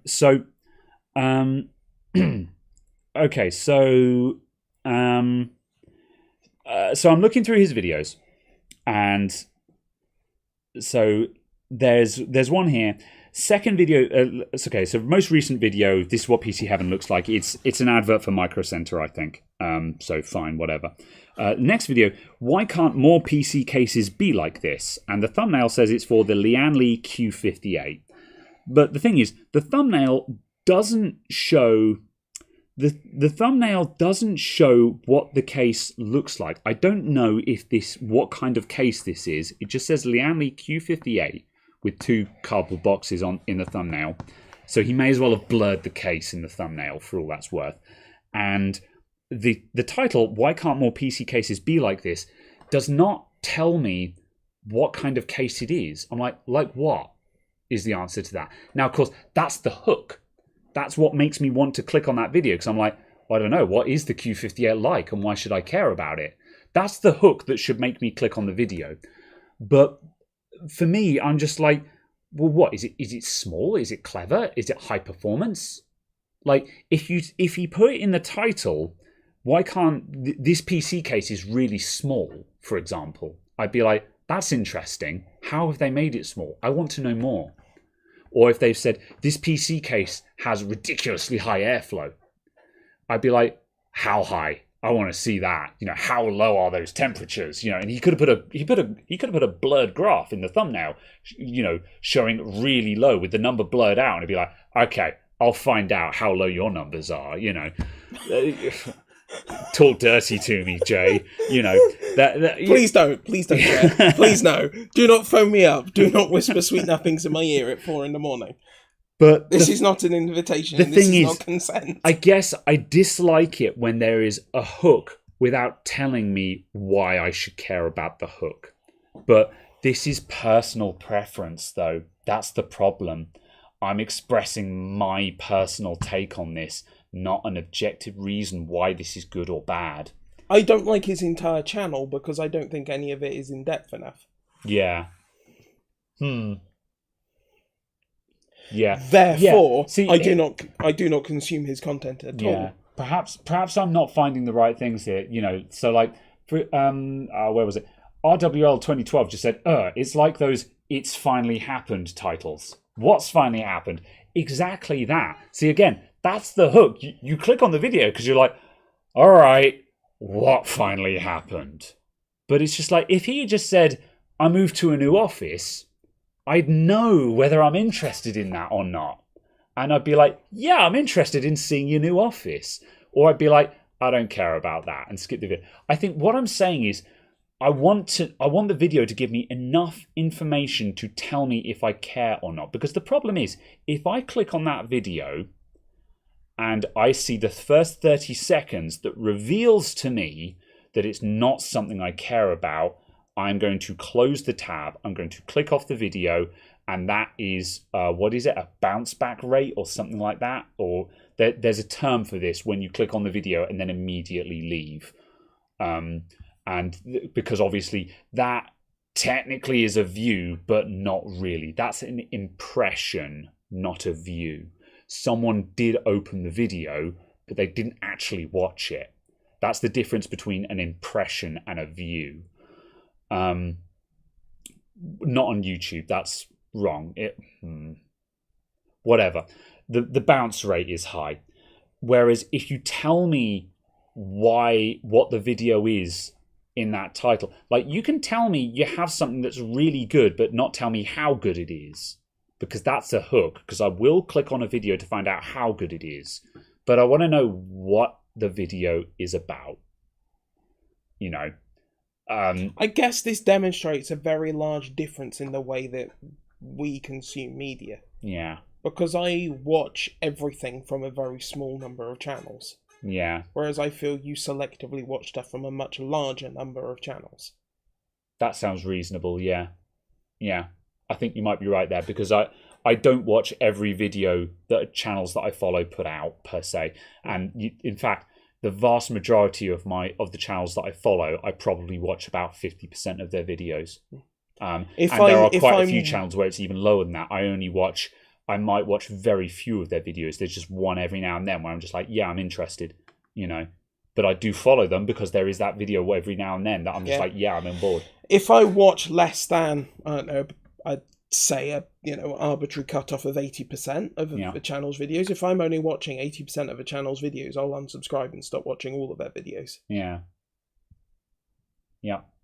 Question: was there actually any news at the start of this stream? Kind of. We talked about Alder Lake, and we talked about the YouTube removing the dislike button, which is how we got onto this conversation. But if you came here for quality content, you're on the wrong channel. So Hold on a minute. Sorry, not sorry. What was that about? If you were here for quality content and this is not quality content, therefore this should not get pushed by your almighty algorithm. No, that's why it's on the second channel. Checkmate, fucker. Right. So what you're saying is that everyone who is here is wrong. I don't think that's a good look for your audience. And on that bombshell, it's time to go, everyone. Thank you all for tuning in. No, seriously, that's the end of the stream. I don't know. Exactly. This channel is for those who want to see someone whose opinion matters because they have a large audience and a YouTube channel. Oh, boy. I don't know. I don't know what the conclusion is. There's my opinions. Sound off in the comments about what you thought about what I said, because that increases my engagement. Absolutely. It's fine. All you need to do is comment on this video. Just comment fake 73 times. And if you liked the video, click that like button because that helps me out. Absolutely. And subscribe. I'm going now. Goodbye, everyone. Very well. Good evening. Good afternoon. Good day. Thanks for tuning in, everyone. We'll be back next week. Are we doing the overclocking video next week? Probably. As long as there's a motherboard on its way to the shop, and if that shows up, we're going to do some more overclocking next week. The freezer's coming out again. I know some of you don't like it, but whatever. That's what we're doing. If you don't care about overclocking, then don't tune in next week. We've got a binned i7 8700K. Which apparently should be a stonking good overclocker, and we should have a pretty decent motherboard to put it in as well. Like, no, seriously, actually a good motherboard. So we might actually pull some actually good numbers. Indeed. So yeah, we're going to do that next week, I think. So yeah, thanks everyone. I'll see you next week. Thanks for tuning in, and excellent. Toodaloos. Yeah, that's it. Bye. I'm gonna hit stop streaming now. I've got to find. Where's YouTube Studio gone? It's over there. There we go. End stream. Goodbye. Thanks all. Bye.